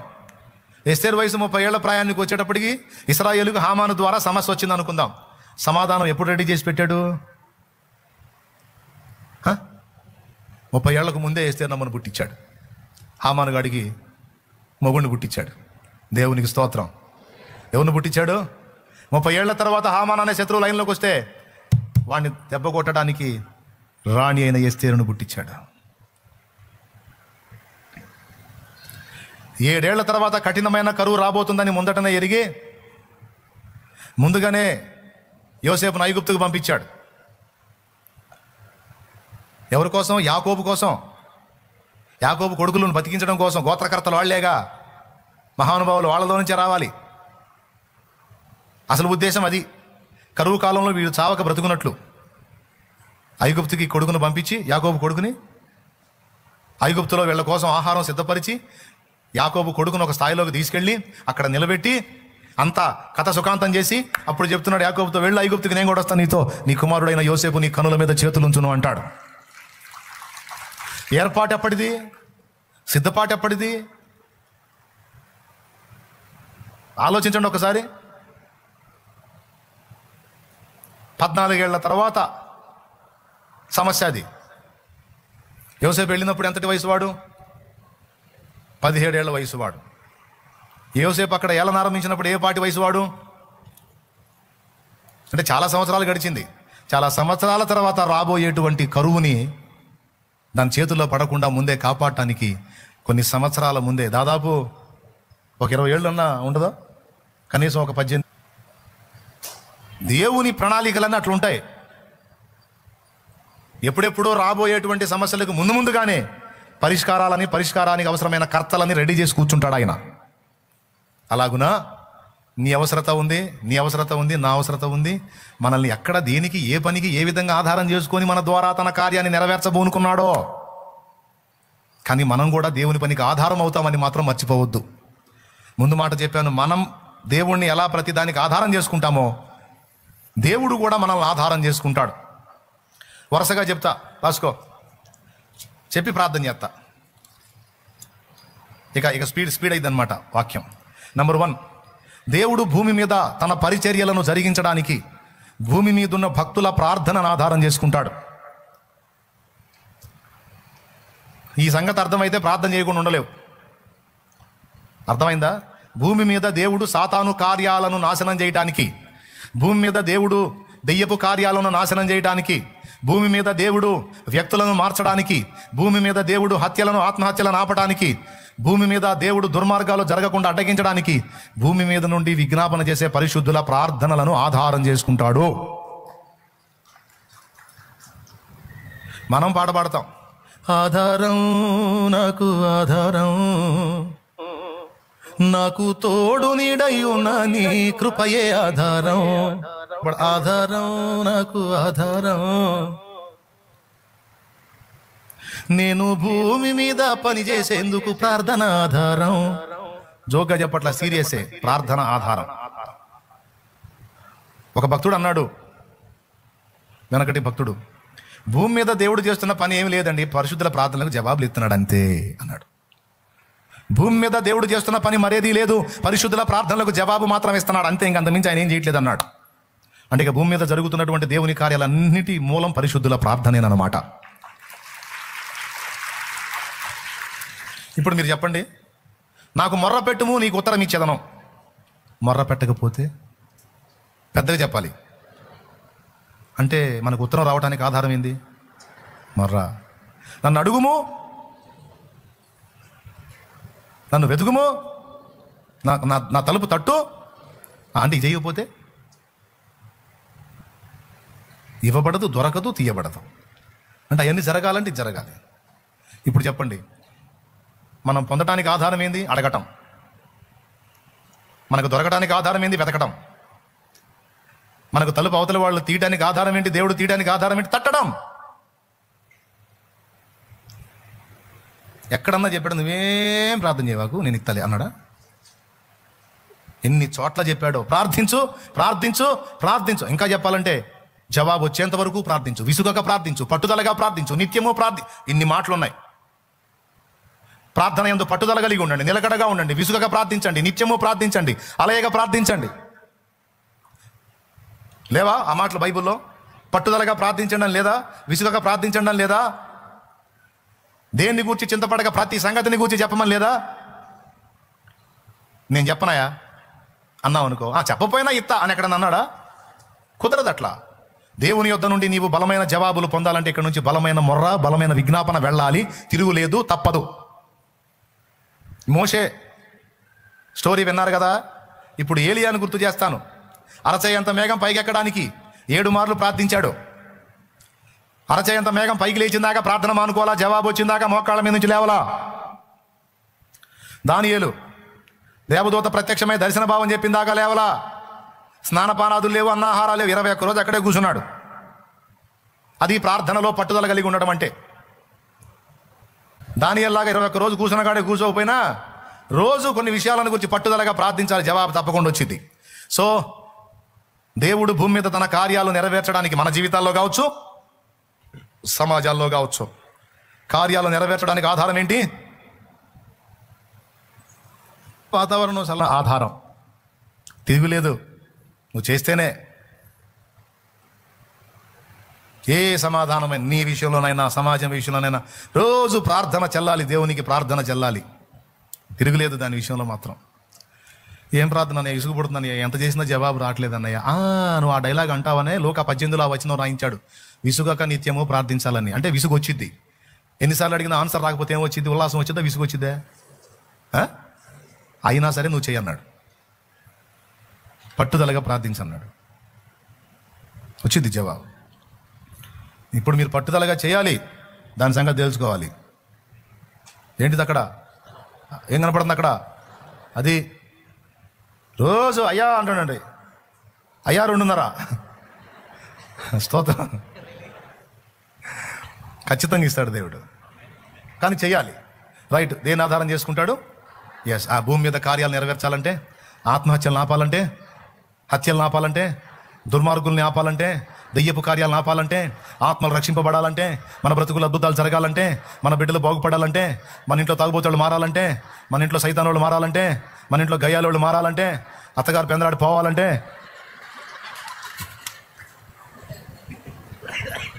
ప్రార్థనేనా? దేవునికి స్తోత్రం. అత్తగారు బావాలి ప్రార్థన. జోక్గా తీసుకోవాలి, మీకు దండం పెడతాను. అత్తగారు బావాలి వద్దులే, మారాలని చేయండి, మారిద్ది. మార్కేం చేసింది మరి మిడియాలను ఊరేగుతుంది అనుకో, దేవా ఒకసారి దర్శించాయా అని గట్టిగా ప్రార్థన చేసామనుకో, ఎక్కడో పడి ఆ కాలో చేయి ఇరిగిద్ది, ఆ మంచంలో పొందిద్ది మారు మనసు. అప్పుడు సేవ చేయి. దేవుడు కోటింగ్ ఇచ్చినప్పుడు మంచంలో పడింది అనుకో, అప్పుడు సేవ చేయి, ప్రేమగా సేవ చేయి. అప్పుడు నీ ప్రేమ అర్థం చేసుకుని అంకితం అయిపోయింది. అంతేగాని అసలుగా పోవాలని చేయవాలి ప్రార్థన. రెండవది వినండి, మనం ప్రార్థనలో అడిగిన వాటినన్నిటినీ మనకు దేవుడు దయచేయాలంటే, మనకు దేవుడు అవన్నీ ఇవ్వాలంటే దేవుడు మన విశ్వాసాన్ని ఆధారంగా తీసుకుంటాడు. ఇది రెండవది. ప్రార్థన ఎంత అవసరమో, ప్రార్థించిన దాన్ని నేను పొందుతాను అది కన్ఫామ్ అనే విశ్వాసం అంతే అవసరం. కొంతమంది ప్రార్థన చేస్తారా, మళ్ళీ వాళ్ళే అనుమానంగా మాట్లాడతారు, చేశానులే కానీ ఏమో దేవుడు మరి ఆయన దయ ఆయన ఇష్టం అంటుంటారు. ఈ నరాల వీక్నెస్ వాళ్ళతో కూర్చొని ప్రార్థన కూడా చేయబుద్ధి కాదు నాకు. ఈ నరాల వీక్నెస్ వాళ్ళతో విశ్వాసం ఉండదు, సావదో. ప్రార్థన చేస్తారు, జరిగిద్ది అని గట్టిగా నమ్మరు. చేసావులే కానీ అది అంటుంటారు. వీళ్ళ నరాల వీక్నెస్ వాళ్ళ లెక్కలో వేసాను నేను. అది ఏంది మళ్ళీ ఇంకా అది ప్రార్థన చేశాం, దేవుడు ఇస్తాడు, దేవుడు జవాబు ఇస్తాడు కన్ఫామ్, సందేహం లేకుండా నమ్మాలి అన్నాడు దేవుడు. సందేహించక అడగండి ఇస్తాను అన్నాడు. విశ్వాసమే నీకు ఆధారం, ఆయనకు ఆధారం. నువ్వు పొందుకోవాలంటే విశ్వాసం ఆధారం. ఆయన నీకు ఇవ్వాలన్నా కూడా నీ విశ్వాసాన్ని ఆధారం చేసుకునే ఇస్తాడు. ఇప్పుడు మనం పరలోకం పోవాలంటే ఆధారం ఏంది? విశ్వాసమేగా. పాప క్షమాపణకి విశ్వాసమేగా. విశ్వాసానికి గుర్తుగానే నువ్వు బాప్తీసం పొందుతుంది. చూడండి విశ్వాసం ఎంత కీలకమో, ప్రార్థన ఎంత అవసరమో. ప్రార్థించింది పొంది ఉన్నానని నమ్మటం అంతే. చదువు అసలు హెబ్రీ పత్రిక మొత్తం దాని మీదే రాశాడు. 11వ అధ్యాయం. దేవునికి ఇష్టడై ఉండడం అసాధ్యము. ఎవరైనా నువ్వు ప్రభు దగ్గరకు వచ్చినప్పుడు ఆయన ఉన్నాడనియో తన వెదకు వారికి ఫలము దయచేయగాడనియో మొదట నమ్మాలి కదా అని ఎంత బాగా మాట్లాడతాడో విశ్వాసం యొక్క అవసరతను గురించి. యాకోబు పత్రికలు అంటాడు, సందేహించువాడు గాలి చేత రేపబడి ఎగిరిపడు సముద్ర తరంగమును పోలి ఉండును. అట్టివాడు తన సమస్తమైన మార్గములలో అస్థిరుడు గనుక ద్విమనస్కుడై, అస్థిరుడు గనుక తనకు ప్రభు యొద్ద నుండి ఏమైనా దొరుకుతుందని తలంచుకొనరాదు అన్నాడు. యాకోబు రాసిన పత్రిక 1వ అధ్యాయం 5వ వచనం 6వ వచనం. హెబ్రీ పత్రిక 11వ అధ్యాయం 5, 6 వచనాలు. విశ్వాసం మనకి దేవుడు సాయం చేయడానికి దేవుడు ఆధారంగా చేసుకునేది విశ్వాసం. ఆఖరికి దేవుడు దోషాలు క్షమించాడనేది కూడా విశ్వసించకపోతే అవి అక్కడే ఉంటాయి. మర్యాదగా మైండ్ దగ్గర పెట్టుకునేనండి. చిన్నదో పెద్దదో తప్పు జరిగింది, నీ వల్ల జరిగిందనుకో, పొరపాటు అది జరిగిందనుకో, వెళ్ళి కృపను వేడుకుంటావు. దేవా నన్ను క్షమించు, తేడా పడ్డానయ్యా, ఇంకోసారి అలా జరగకుండా జాగ్రత్త పడతాను, నన్ను బలపరచయ్యా అని దేవునికి వేడుకున్నావు, క్షమాపణ కోరుకున్నావు, పాపమును ఒప్పుకున్నావు. ఒప్పుకున్న తర్వాత ఒకటి చేయాలి నువ్వు, దేవుడు నా ప్రార్థన విన్నాడు, నా పాపాన్ని క్షమించాడని నమ్మాలి. కొంతమందికి అదొక డౌటు, క్షమించాడో లేదో. ఆయన మాత్రం ఎన్నని క్షమిస్తాడు, 1, 2 నా బతుకంతా వంకర టింకరేనాయ, చేసిందే చేస్తుంటుంది, మళ్ళీ మళ్ళీ చేస్తుంటుంది. ఆయనకు మాత్రం ఎంత ఓపిక ఉంటుంది, ఆయన మాత్రం ఏడు క్షమిస్తాడు, ఇంకా క్షమించనట్టుంది. ఆయన మనసును ఏం అంచనా వేస్తుంటుంది, ఆయన మనసును ఏం అంచనా వేస్తుంటాడు. ఆయన మాత్రం ఎందాక క్షమిస్తాడు, పద్దాకలు మనకు కూడా తగదలే ఇదే. బాగుంది, తగదన్నావు, మారు మనసు పొందు. ఆయన ఎందాక క్షమిస్తాడు, క్షమించడానికి నువ్వు డిసైడ్ చేసేది ఏంది? నువ్వేమన్నా దేవుని సింహాసనంలో కూర్చున్నావు ఏంది? లేకపోతే నీ బుద్ధి లాగానే దేవుని బుద్ధి కూడా ఉంటుంది అనుకున్నావా? నువ్వు ప్రార్థన, ఆయన ఏం చెప్పాడు? 4, 5 తప్పులే క్షమిస్తా, పద్దాకల మీరు తప్పులు చేసే మాత్రం పళ్ళు రాళ్ళు కొడతాను. ఎక్కడ ఉందా? తెలివిలోనో తెలివి లేకో, తెలుసో తెలియకో, చిన్నవో పెద్దవో పొరపాట్లు జరిగినప్పుడు మన పాపములను మనం ఒప్పుకొని నేడు ఆయన నమ్మదగిన వాడు, నీతిమంతుడు, సమస్త దుర్నీతి నుండి మనల్ని పవిత్రులుగా చేయను. ఒప్పుకోమన్నాడు, దిద్దుకోమన్నాడు. పద్దాకల మనకు మాత్రం ఎట్ట చేయబుద్ధి అయితే సిగ్గుచారం ఉండొద్దు. మనమేమన్నా మనస్సాక్షి సచ్చినోళ్ళమా? ఆయన రక్తంతో మనస్సాక్షి శుద్ధి చేశాడు. పద్దాకల గడ్డి తినే చేష్టాలు ఏం చేస్తాం? బుద్ధి జ్ఞానం సిగ్గుచారం ఉండొద్దు. ఉండాలా లేదా? తెలియనప్పుడు అంటే ఏదో అడ్డదిడ్డంగా బతిక, తెలిసినాక మళ్ళీ అదే బతుక చండాలంగా పద్దాకల. దేవుడితో చేతురా, మనకు కూడా మనస్సాక్షి ఉంటుంది, కొంచెం ఆలోచన ఉంటుంది, పనిచేసిద్ది. పనిచేసినప్పుడు మన మీద మనకే అసహ్యం పుట్టి ఇలాంటి ఆలోచన వచ్చింది అనమాట. దేవుడు కూడా నన్ను క్షమించడు అనిపించింది. అట్లా నువ్వు నిర్ణయాలు చేయవాక అంటాడు దేవుడు. ఒప్పుకున్నావుగా, బాధపడ్డావుగా, రోషంగా ఉన్నావుగా, తేడా పడుతున్నానని అర్థమైందిగా, పాపం మీద చేదలేసిందిగా, అసహ్యం వేసిందిగా, ఒప్పుకున్నావుగా. ఒప్పుకున్నప్పుడు ఇంక క్షమించక ఏం చేస్తా, తేడా పడ్డాను అన్నావు, సరే పో అన్నా. మళ్ళీ నువ్వంటే ఎట్టబో అంటావా? ఎట్టబో అంటావు? నువ్వు ఎట్టబో అంటావులే, నువ్వు ఎట్ట వదిలిపెడతావు? సోది మోహన్ దానా, ఏమర్థమయ్యా నీకు అంటాడు ఆయన. ఏమర్థమయ్యేది ఏందయ్యా, నాలాంటి పాపాత్మనాలు ఎందుకు వదిలిపెడతావు? నువ్వు వదిలిపెట్టవులే, నువ్వు క్షమించవులే అంటే అట్ట అవిశ్వాసం అయిద్ది. అది అన్ని పాపాల కంటే పెద్ద పాపం అయిద్ది. ఒప్పుకున్నావు, క్షమించానని నమ్మి నోరు మూసుకొని పో. ఇంకొదిలే, ఆ పాప ఆలోచనే వదిలే. అయిపోయింది గతం కథ. పద్దాకలు గుర్తు చేసుకొని ఇబ్బంది పడి నన్ను ఇబ్బంది పెట్టవాకు, వదిలేసా పో. ఏమైనా అర్థమైంది నేను చెప్పింది? ఎంతమందికి అర్థమైంది బెదరో? కొంతమంది వదలరట్ట. సరే వదిలేసాయి, తీసేయి, వదిలేయి, అయిపోయిందిగా వదిలేయి అంటాడు ఆయన. వదలరు. వీళ్ళు లేదు ఆయన కాడి నీతిమంతుల్లాగా అట్టెట్టు వదులుతాడు అన్నయ్య దేవుడు. అసలు ఎట్ట క్షమిస్తాడు నన్ను? ఇది ఎట్టుందంటే, జడ్జి గారు ముందు ముద్దాయి నిలబెడితే ముద్దాయి తేడా పడ్డాడని అన్ని నిర్ధారణ అయింది. జడ్జి గారు చూశాడు, ఏడుపు మొహం పెట్టుకున్నాడు, ఏదో ఏడుతున్నాడు. సరే వీడిని నేను క్షమిస్తున్నానని సంతకం పెట్టాడు, క్షమిస్తున్నానని రాసేశాడు. ఇప్పుడు ఏం చేయాలా? ముద్దాయి ఏం చేయాలా? జడ్జి గారికి కృతజ్ఞతలు చెప్పాలా, థ్యాంక్స్ సార్ అని వెళ్ళాలా. అంతేగాని ఓవర్ యాక్షన్ చేయకూడదు. ఆ సెల్లో ఏమంటారు ఆ బోన్లో నిలబడి ఎట్లా క్షమిస్తారు సార్? ఇంత ఘోర పాపిని అసలు ఎట్లా వదిలిపెడతారు మీరు? అసలు ఎట్లా క్షమిస్తారు అంటే ఇప్పుడు ఎవరు తప్పుడు? చూడు అసలు ఎక్కడికి పోయిద్దో. ఎవరు తప్పుడు అంటే దేవుణ్ణే తేడా పళ్ళు రాలు కొడుచుకునే పనులు కది. అదే నువ్వు తేడా పడ్డావని నేనేదో జాలిపడి ఏదో ప్రేమను బట్టి సరే పో అన్నాను, కొట్టేశాను. నువ్వేందిరా అట్టట్ట కొట్టేస్తావు, అట్టట్ట వదిలేస్తావు, నన్నే తప్పు పడుతున్నారు. మొత్తం ఇటు డీటెయిల్గా మొత్తం అన్ని ఇవ్వండి రా జ్యోతి సంగతి చెబుతాను. ఈయనైంది యావజ్జీవైంది లోపల ఏంటి అన్నాడు అనుకో, కదిలించుకొని తన్నులు తిన్నట్టు అయింది. అనవసర పనులు కదా. కొట్టేసా పో, ఈ విశ్వాసం ఉంచు. అప్పుడేం చేయాలి? ఇంకా వాటిని గురించిన ఆలోచన వదిలే. పద్దాకలు తవ్వకూడదు. ఈ తవ్వకాల పనులు సైతానుగాడు చేస్తాడనమాట. వాడు చేరి తడవకి నీ పాపాలు చిట్టా తెచ్చి, పెద్ద పరిశుద్ధుడు అయ్యావా, పరిశుద్ధురాలు అయ్యావో, నువ్వు అప్పుడు ఏం చేసావు, నువ్వు పలానప్పుడు ఏం చేసావు, నీ చరిత్ర తెలీదా? ఇదిగో చూడండి, వాడు మన జ్ఞాపకాల్లో తెస్తాడు లూసిగాడు. అప్పుడు నువ్వేం చెప్పాలా? అరే ఎప్పుడో ఆయన కొట్టేసిన కేసులన్నీ తెస్తావు ఇందిరా. కొట్టేని కేసు ఏదో ఉంటే తేరా, అవన్నీ కొట్టేశాడ్రా. కడిగి వేసేను నాదు పాపము, కార్చిన నీ పరిశుద్ధ రక్తము. దేవుడు కొట్టేసినా నువ్వు మళ్ళీ రాసి పెట్టుకున్నావు అనుకో, గుర్తుపెట్టుకో. నీ కర్మ ఎట్టగాలితో చెబుతా. దేవుడు కొట్టేసిన కేసుల్ని నువ్వు రాసి పెట్టుకున్నావు అనుకో, అది నీ తలకాయలో కానీ నీ డైరీలో రాసి పెట్టుకున్నావు అనుకో, వింటున్నారా?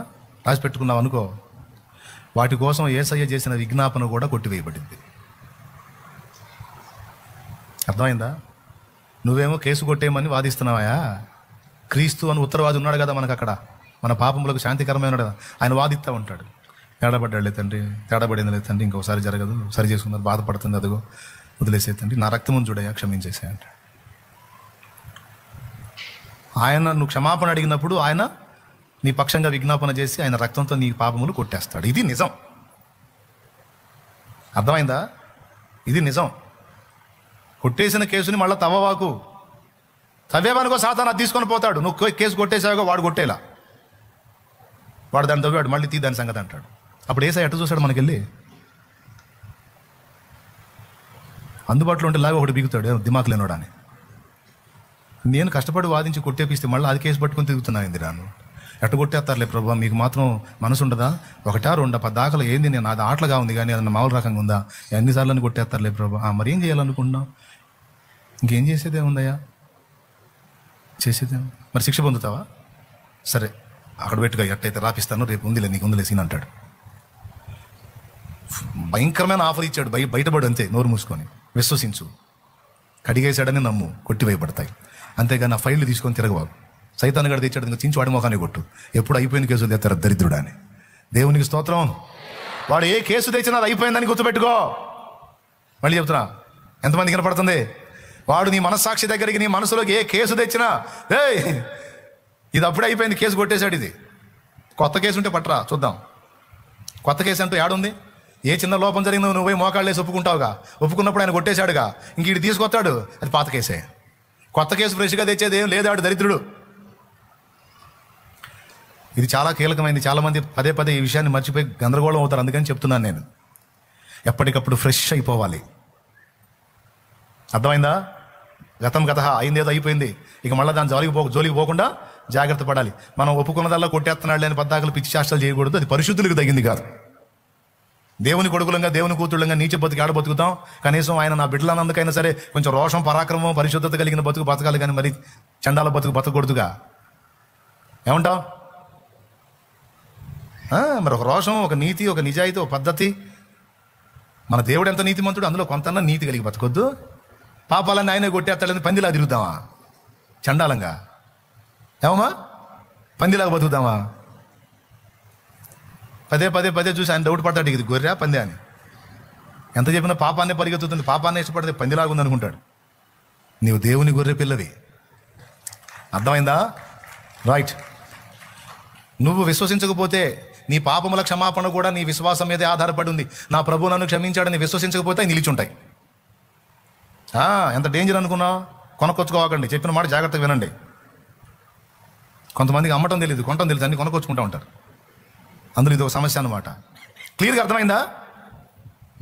క్షమాపణ అడగాలి, పశ్చాత్తాపడాలి, దిద్దుకుంటానయ్యా అని ఒప్పుకోవాలి, దిద్దుకోవడానికి ప్రయత్నాలు కూడా చేయాలి. మూడవది, నంబర్ 1, దేవుడు కదిలి భూమి మీద కార్యాలు చేయడానికి మన ప్రార్థనల ఆధారం. మనం దేవుని యొద్ద నుండి అన్ని పొందుకోవడానికి అవి ఆపదలో సహాయాలు కావచ్చు, అద్భుతాలు కావచ్చు, ఆత్మలు కావచ్చు, మన పాప క్షమాపణ కావచ్చు.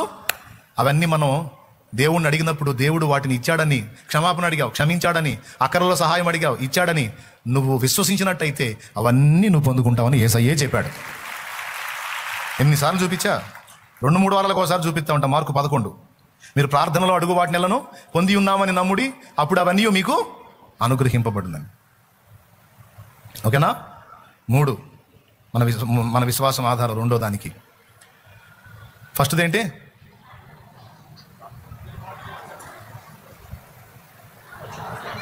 ప్రార్థన ఆధారం. 2 ఇప్పుడు 3వది చెప్తున్నా. దేవుడు ఆత్మలను రక్షించడానికి మన ప్రార్థన, మన విశ్వాసంతో పాటు మన సమర్పణ కూడా దేవునికి ఆధారం. మనం ఏ స్థాయిలో దేవునికి సమర్పించుకుంటామో ఆ స్థాయిలో దేవుడు మనల్ని వాడుకొని ఆత్మల్ని రక్షించడానికి కార్యం చేస్తాడు. మన సమర్పణ ఆధారం దేవుడికి. అంటే ఇప్పుడు మోషే సమర్పించుకున్నాడు. మోషేని తీసుకెళ్ళి ఐగుప్తులో వాడుకొని వాళ్ళందరినీ బయటికి తెచ్చాడా? ఒకవేళ మోషే అలివి కాకపోతే ఇబ్బందేగా. దేవుడు ఎన్ని రకాలుగా చెప్పాడు, అన్ని రకాలుగా చేయడానికి మోషే సమర్పించుకున్నాడు కనుక విజయవంతంగా వాళ్ళు బయటికి వచ్చారు. ఒకవేళ మోషే సరిగా మాట వినని వాడైతే చాలా ఇబ్బంది అవుతుండే. అవునా? అలా కొన్నిసార్లు మాట వినని భక్తుల ద్వారా ఇబ్బందులు కూడా ఎదురైనాయి. మన సమర్పణ కూడా అవసరం దేవునికి. ఆధారం అది మనలో ఉంటే మనలో ఉన్న సమర్పణ పరిధిలో మనల్ని వాడుకుంటాడు. కొంతమంది కొన్ని విషయాలకే సమర్పించుకుంటారు, అంతవరకే చేసి వెళ్తారు. నేను బాత్రూమ్ మాత్రమే శుభ్రం చేస్తా, అంతవరకు సమర్పణ. ఓకే, అంతవరకే ఆ పని, ఇంకా రెండో దాన్ని వాళ్ళు చేయరు. కొంతమంది అలా కాదు, నేను ఇంకా 2 చేస్తా. కొంతమంది నేను 4 చేస్తా. కొంతమంది నేను సేవకే సిద్ధమవుతా. అట్లాగా నువ్వు ఏ స్థాయిలో దేవుడికి అందుతావో ఆ స్థాయిలో నీ సమర్పణను బట్టి దేవుడు నిన్ను విస్తారంగా వాడుకోవటమో లేదా కొంచెముగా వాడుకోవటమో ఆధారపడి ఉంటుంది. మొత్తానికి మాత్రం దేవుడు నిన్ను వాడుకోవడానికి నీ సమర్పణ కూడా ఆధారమై ఉంది. పెన్ను దానిలో ఇంకా అయిపోయింది అనుకో, రాయలేంగా. అట్లాగా మనకు ఉపయోగపడినంత వరకే మనం ఏదైనా వాడుకున్నట్టు దేవుడు అంతే. ఆయన చేతిలో అందుబాటులో ఉన్నంత వరకే వాడుకుంటాడు. నేను ఒక ఊర్లో సేవ చేస్తాను, ఓకే ఒక ఊర్లో. నేను 2 ఊళ్ళలో చేస్తా, 2 ఊళ్ళలో వాడుకుంటాడు. నేను 3 ఊళ్ళలో చేస్తా, 3 ఊళ్ళలో వాడుకుంటాడు. నేను ఒకే చోటే గురి కలిగి పెద్ద సేవ చేస్తా, అట్లా కూడా వాడుకుంటాడు. మనం అందేదాన్ని బట్టి. పక్కన 4 గృహాలకు సువార్త చెప్పాలి, 4 పరిచయం చేసుకోవాలి. ఆ బజార్లో చెప్పడానికి దేవుడికి ఆధారం నువ్వే. నువ్వు కదలలేదనుకో, ఇంకొకళ్ళ కోసం మళ్ళీ ఇంకొక సమయం కోసం చూస్తూ ఉంటాడు దేవుడు. ఇదిగో నేనున్నాను ప్రభు అని కదిలేవనుకో, ఆ 4 వీధుల్లో లేదా ఆ 4 ఇళ్లలో నిన్ను వాడుకుంటాడు దేవుడు. కదిలితే వాడుకుంటాడు, దానికి సంబంధించి మాట్లాడతాడు, ప్రేరణను ఇస్తాడు. అలా కదిలి ముందుకు వచ్చిన వాళ్ళు వాడబడ్డారు, కానీ భయపడి ఇంట్లో కూర్చున్న వాళ్ళు వాడబడ్డారా? ఎందుకని అందరినీ వాడొచ్చుగా దేవుడు? కుదరదు. ఎంతమంది ఆయన అందుబాటులోకి వచ్చారో వాళ్ళనే ఆధారం చేసుకోగలుగుతాడు. ఈరోజు నేను అందుబాటులోకి వచ్చాను, మీకు వాక్యం చెప్పడం నన్ను ఆధారం చేసుకొని మాట్లాడుతున్నాడు. నేను ఎక్కడో రోడ్డు మీద తిరుగుతా ఉన్నాను, ఇంకొకటి ఆధారం చేసుకొని మాట్లాడతాడు. దేవునికి స్తోత్రం కలుగును గాక. హల్లెలూయా. అయితే కాకపోతే నాకు ఇంకొకళ్ళకి తేడా ఏంటంటే దేవుడు ఆలోచన చెప్తున్నాను నేను. కొద్దిగా అనుభవం ఉన్నవాడు ఏంటంటే దేవుని దగ్గర నుండి విషయాలు కరెక్ట్గా గ్రహించి సరిగ్గా ప్రజెంట్ చేయగలుగుతాడు. కొంచెం అనుభవం తక్కువగా ఉన్నవాడికి ఆ గ్రహింపు తక్కువే, ప్రజెంట్ చేయడం కూడా తక్కువగా. మనం కొంతమందికి చెబుతారే, నువ్వు రారా, నువ్వైతే కొంచెం ఈజీగా అయింది పని రాయా. వాడున్నాడు, వాడు కూడా అదే నేర్చుకున్నాడుగా, వాడిని వాడుకోవచ్చు. అరే వాడు కొత్తగా వస్తున్నాడు, నువ్వు చేయి తిరిగినోడి రారా అంట. ఐడియా ఉందా? అది ఇప్పుడు దేవుడి పరిస్థితి కూడా. కాస్త అలవర్చబడిన వాడు లైన్లోకి వస్తే ఆయనకి సులువైద్ది, మ్యాటర్ ఇవ్వడానికి సులువైద్ది, దాన్ని ప్రజెంట్ చేసేటప్పుడు కూడా తృప్తి పడతాడు. అప్పుడప్పుడే అలవర్చబడుతున్న లైన్లోకి వచ్చాడు అనుకో, వాడికి అందించడం కొంచెం ఇబ్బంది, వాడు గ్రహించడం ఇబ్బంది, వాడు ప్రజెంట్ చేయడం కూడా ఇబ్బంది. అయితే ఇప్పుడు దేవుని కృపను బట్టి వాళ్ళు కూడా లైన్లో పడ్డారులే. అందుకు దేవునికి కృతజ్ఞతలు చెల్లిస్తున్నా. అసలు నా స్వాప్ ఏమైనా అర్థమవుతుందా మీకు? ఎంతమందికి అర్థమవుతుంది? ఏమర్థమవుతుంది? ఇప్పుడు నేను నిలబడ్డా వాడుకుంటాడు, శ్యామ్ నిలబడ్డా కూడా వాడుకుంటాడు. అయితే శ్యామ్కి దేవునికి ఉన్న కనెక్షను, నాకు దేవునికి ఉన్న కనెక్షను ఈక్వల్ కాదు. నేను పొందుకున్నట్టు శ్యామ్ పొందుకోలేకపోవచ్చు, దేవుని దగ్గర నుండి కొంచెం లేట్ కావచ్చు. లేదా దేవుడు ఇచ్చింది అర్థం చేసుకోవడానికి శ్యామ్కి కష్టమైపోవచ్చు, నాకు అది ఈజీ అవ్వచ్చు. ఎందుకంటే ఆల్రెడీ ఎక్కువ అలవాటు ఉంది, కొంత నడిచాను, కొంత పొందుకున్నాను కాబట్టి. అలాగే దాన్ని ప్రజెంట్ చేయడంలో శ్యామ్కి కొంచెం కష్టం కావచ్చు, నాకు అది ఈజీ కావచ్చు. ఇప్పుడు దేవుడు ఎవరిని కోరుకుంటాడు? దేవుని కోరుకుంటాడు, నువ్వే రారా అంటాడు. నాలాగా ఒకవేళ ఇంకొకటి తయారయ్యాడు అనుకో, ఏడుచాలే పో నువ్వు, లేకపోతే పలానోడు ఉన్నాడు వాడుకుంటా అంటాడు. శ్యామ్ తయారయ్యాడు అనుకో, లేకపోతే పో శ్యామ్ ఉన్నాడులే అంటాడు. అయినా సరే మనసు మాత్రం లాగుతూనే ఉంటుంది ఆయనకి. ఎందుకు? చేయి తిరగారా పనిచేసేవాడిని చూసినప్పుడను, పాపం అప్పుడప్పుడే నేర్చుకుంటున్నవాడు చూసినప్పుడు తండ్రికి ఏమనిపించింది? పాపం వీడు కష్టపడుతున్నాడు, అదే వాడైతే 2 పాయింట్లో లాగా అవతల వేసేవాడు. వాడా రాడు, వాడు రోడ్ల మీద తిరుగుతాడు, వాడు ఏం చేస్తావు? సరే చేయరా, చేయి, నువ్వే చేయి, నిన్నే వాడుకుంటా చేయి.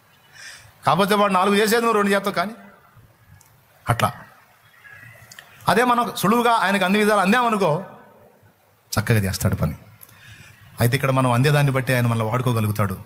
కానీ ఒకటి మాత్రం నిజం, మనకు దేవుడు ఎలాగ ఆధారమో, దేవుడి కార్యాలు భూమి మీద జరగటానికి మనం కూడా దేవునికి అలాగే ఆధారమై ఉన్నామన్న రహస్యాన్ని మాత్రం విస్మరించొద్దు, అశ్రద్ధ చేయొద్దు. దేవుడు నన్ను తన పనికి పిలిచాడు, ఒకవేళ నేను లోబడలేదు, విధేయత చూపలేదు, అప్పుడు ఎంత పని కుంటుపడేది, ఎంత ఇబ్బంది ఊహించండి ఒకసారి. అవునా? ఇదంతా జరిగేదా? ఏమో ఇంకో వాళ్ళ ద్వారా జరుగుతుంటేనేమో అది ఎట్టుంటుందో తెలియదు. ఇట్లయితే మాత్రం ఉండదు. అందుకే ఎప్పటి నుంచి ప్లాన్ వేశాడు నన్ను పట్టుకోవడానికి? పుట్టుక దగ్గర నుంచి గీసుకుంటూ వచ్చాడు స్కెచ్. 7 కానీ ఇంకా చాలనుకుంటావా? ఏంది చాలనేది? నువ్వు కాదు, నేను చాలనాలా అని. ఇప్పుడు 7 కన్నా మనిషికి ఇష్టంతో బిడ్డను కనాలని ఉంటుందండి. ఒక్కసారి ఊహించండి మీరు. పిల్లల మీద మురిపని తీరకందా, ముచ్చట కోసం కందా, ముద్దు కోసం కందా, 1-2 చాలరు నాకు, 7 కావాలని కందా. 7 కనేటప్పటికి ఆమె ప్రాణం విసిగిపోయి ఉంటుంది. వాళ్ళు గీ అని బ్యా అని గందరగోళం చేసా, ఈ గుంపుతోనే జరిపేది ఇంకేంట్రా నాయన. 7 మోసేదానికి 8వ వాడక బరువా కానీ అని ఆమె అనుకుందంటే, ఆమెను అలా అనిపించినోడు ఎవరు? అది అమ్మలో ఇంకొకడు ఉన్నాడు, అప్పుడే నువ్వు ముగిస్తే అట్లా. వాడు రావాలి, వాడితో ఉంది నా పని. ఎవడాడు? వీడే, దేవునికి స్తోత్రం, వాడితో ఉంది పని అని అసలు పుట్టుకలోనే ఇన్వాల్వ్ అయ్యాడు. అక్కడి నుంచి బ్రతుకులో ఎన్నో ఆపదలు, మరణకరమైన అపాయాలు, అన్నిట్లోంచి తప్పించుకుంటూ వచ్చాడు. చేదైన అనుభవాలు, పసిగుండెకే అనుభవాలు నేర్పుకుంటూ వచ్చాడు. ఈ దశకు వచ్చేటప్పటికి ఇలా తీర్చిదిద్దాడు.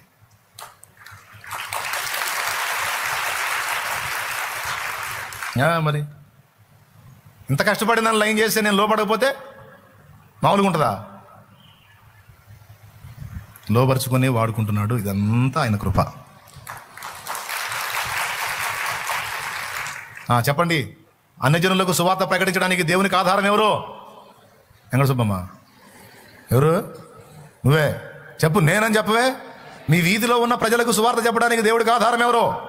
మీ ఊరిలో ప్రజలకు సువార్త చెప్పడానికి దేవునికి ఆధారం ఎవరో? మీ ప్రదేశంలో మీ సమాజంలో ఉన్న ప్రజలను రక్షించడానికి, అక్కడ విజ్ఞాపన చేయడానికి దేవునికి ఆధారం ఎవరో? నువ్వే. లేకపోతే లేదు, కష్టం. అలా ఆధారం అనుకుని గ్రహించే ఈ పనికి దిగా. హలో, మీకు ఎక్కిందో ఎక్కలేదో నాకు తెలియదు, ఎక్కిందో ఎక్కలేదో నాకు తెలియదు, ఇది అర్థమవుతుందో కావట్లేదు నాకు తెలియదు.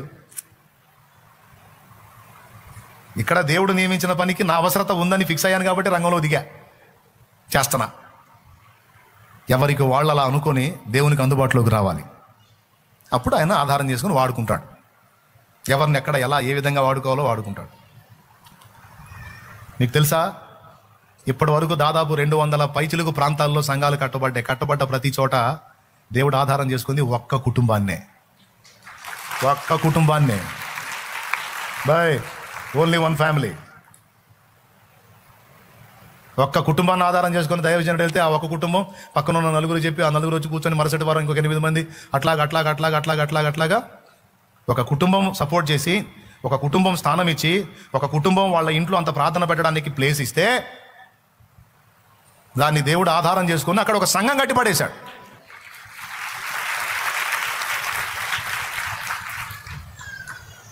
దేవుడు ఒక మందిరాన్ని కట్టాలంటే దేవుడు తన పిల్లలు ఏర్పాటు చేసే ఒక స్థలమును ఆధారంగా తీసుకుంటాడు. చాలామందికి స్థలాలు ఉంటాయి, ఎకరాల పొలాలు ఉంటాయి. నేను చెబుతున్నా, పోయినప్పుడు మనం కట్టుకొని పోయేదేం లేదు. అందులో ఒక 10 సెంట్ల స్థలం దేవుడు కేటాయించవచ్చు, లేదా కొంత స్థానాన్ని నమ్మి ఎక్కడో అనువైన చోట ఒక స్థలం ఇప్పించవచ్చు. అమ్మో, కొంతమందికి మనసు రాదు, డబ్బులు ఉంటాయి. నేను చెబుతున్నా, అన్ని జనులు చూసి సిగ్గు తెచ్చుకోవాలి. క్రైస్తవులైన వాళ్ళు అన్ని జనులు కాలేజీలకు స్థలాలు ఇచ్చారు. బస్ షెల్టర్ దగ్గర నుంచి చలివేంద్రాల దగ్గర నుంచి, సత్రాల దగ్గర నుంచి, కాలేజీల దగ్గర నుంచి, స్కూళ్ళ దగ్గర నుంచి అన్యజనులు పరోపకారార్థం యదం శరీరం అని, అరే మనం సచ్చినా సాక్ష్యం ఉంటుంది అని వాళ్ళు చేసిన పనులు ఏంటో తెలుసా? వాళ్ళ రాబడిలో కొంత ధనాన్ని దీనుల ప్రయోజనార్థం ఇచ్చారు. అయితే వాళ్ళు స్కూళ్ళకి, కాలేజీలకి, లేకపోతే ఇంకొక దానికి సత్రాలకి, వాటికి స్థలాలు ఇచ్చారు. దానివల్ల మనుషులు పొందేది భౌతిక ప్రయోజనం. కానీ దేవుని మందిరానికి అంత చోటిస్తే అందులో ప్రజలు పొందేది ఆత్మీయ భౌతిక మేలు, శాశ్వత ప్రయోజనం. అవునా? ఆర్వీఎస్ సివిఎస్ హై స్కూల్లో నేను చదివా, చిలకలూరుపేటలో. నేను చదివాను జస్ట్ భౌతికంగా, నాకు ఆ చదువు భౌతికంగా ఉపయోగపడింది. కానీ నేను రక్షణలోనికి వచ్చి పరిశుద్ధ గ్రంథంలోకి వచ్చిన తర్వాత మరి నేను ఒక మందిరంలో కూర్చొని ఆరాధించడానికి ఒక దైవజనుడు ఒక మందిరాన్ని సిద్ధపరిచి ఒక సంఘాన్ని కట్టి అందులో నేను కూర్చొని ఆరాధించి దేవుణ్ణి నేర్చుకోవడానికి నాకు దోహదపడింది హై స్కూల్ కంటే గొప్పది కదా. అందులో నేను భౌతికంగా బతకడానికి ఉపయోగపడేటువంటి చదువుకున్నా. అది ఇప్పుడు నాకు ఆధ్యాత్మిక చదువు కూడా ఉపయోగపడింది అనుకోండి. అందులో ఒకవేళ చదివి నేను ఇందులోనికి రాకుండా, సేవలోకి రాకుండా ఉంటే ఉద్యోగం చేసుకునేవాడిని. ఏమయ్యా, ఆర్వీఎస్లో చదివి. అప్పుడు నాకు అది శరీరానికే ప్రయోజనం. కానీ మందిరంలో జరుగుతుంది ఆత్మలకు శాశ్వత రక్షణకు ప్రయోజనం కలిగించేది. టైం ఏంది, వెళ్ళిపోతుంది. డబ్బులకైతే అంటే దేవుడిచ్చే ధనం మీద నమ్మకం లేదు. మళ్ళీ విశ్వాసులే, మళ్ళీ దేవుడిని ఎరిగిన వాళ్ళే, లేకపోతే మోకాళ్ళే హల్లెలూయా చెప్పేవాళ్ళే, మళ్ళీ పెద్ద పెద్ద మాటలు మనం ఇస్తుంటే దేవుడికి మనకు కూడా ఇస్తాడు బెదరు అని డైలాగులు వేసేవాళ్ళే. దాతృత్వంతో దేవుని కొరకు మనకు ఉన్న దానిలో నుండి మనం త్యాగం చేయగలిగిన నాడు దాన్ని ఆధారం చేసుకొని దేవుడు ఒక మందిరాన్ని కడతాడు. దేవునికి స్తోత్రం. పెద్దకొండాయిపాలెం అనే ప్రాంతంలో మందిరం లేదు. అన్యజనురాలు దేవుణ్ణి విశ్వసించింది. రోడ్డు ప్రక్క స్థలం విలువైందే పాపం, నిలువున ఎన్ని సెంట్ల స్థలం రాసేసింది. అలాగా రాసి కాగితం పంపించింది, ఇదిగో స్థలం రాసేస్తున్నాను మందిరం కట్టండి అని. స్థలం రాసి ఇచ్చేసింది, మందిరం కట్టబడింది. ఇప్పుడు 150 మంది కూర్చొని ఆరాధిస్తున్నారు అందులో.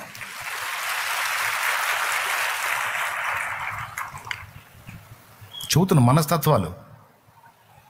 దేవుని కొరకు మనకు ఉన్న దానిలో నుండి మనం త్యాగం చేయటం, దాన్ని ఆధారం చేసుకొని దేవుడు తన పని జరిగిస్తాడు. ఇంకొకటి కూడా అలాగ దేవుని కోసం దాతృత్వంతో త్యాగం చేసిన వాళ్ళని దేవుడు అన్యాయం వదిలిపెట్టింది లేదు. వాళ్ళ రుణం తప్పకుండా 4 అంతలుగా 10 అంతలుగా 1000 అంతలుగా తీరుస్తాడు. ఎవరికి అచ్చి ఉండేవాడు కాదు ఆయన. దేవునికి స్తోత్రం, హల్లెలూయా. ఈ సంగతులే పట్టించుకోరు. ప్రార్థన మాత్రం మోకాళ్ళు, ప్రభా సంఘాలు విస్తరించాలి ప్రభా, అన్ని చోట్ల ఏర్పడాలి ప్రభా. మీ ఊరు సంగతి ఏంటంటే మా ఊరు వద్దులేదంటే, మీ ఊరు సంగతి మా ఊరిలో కూడా ఏర్పడాలి ప్రభా. స్తోత్రం, హల్లెలూయా. ఏర్పడాలా? ఎక్కడ ఏర్పడాలి? మరి స్థలం ఏది? స్థలం అంటే నువ్వే చూసుకో తండ్రి, నీదునిగా కుమార్తె, నాది వద్దులే నాయన, పిల్లలు గలదాన్ని ప్రభా. స్తోత్రం, హల్లెలూయా. ముందు నీకున్నదాన్ని కేటాయించు, నేను ఇస్తాగా నీకు. ఆ ఇచ్చేది నువ్వే తీసుకో ప్రభా, నాదొద్దు నాయన, ఆశించువాదు నాయన. నీ పొరుగు వాడిని ఆశించకూడదు నువ్వే చెప్పావుగా ప్రభా.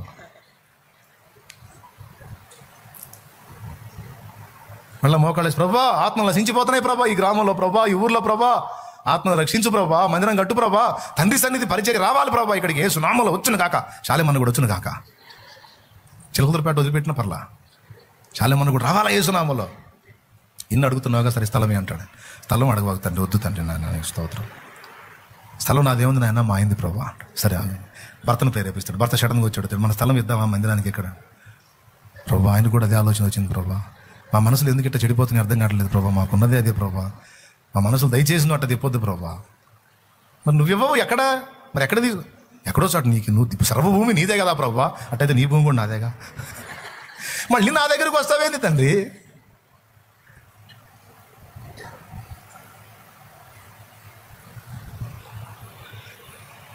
త్యాగం.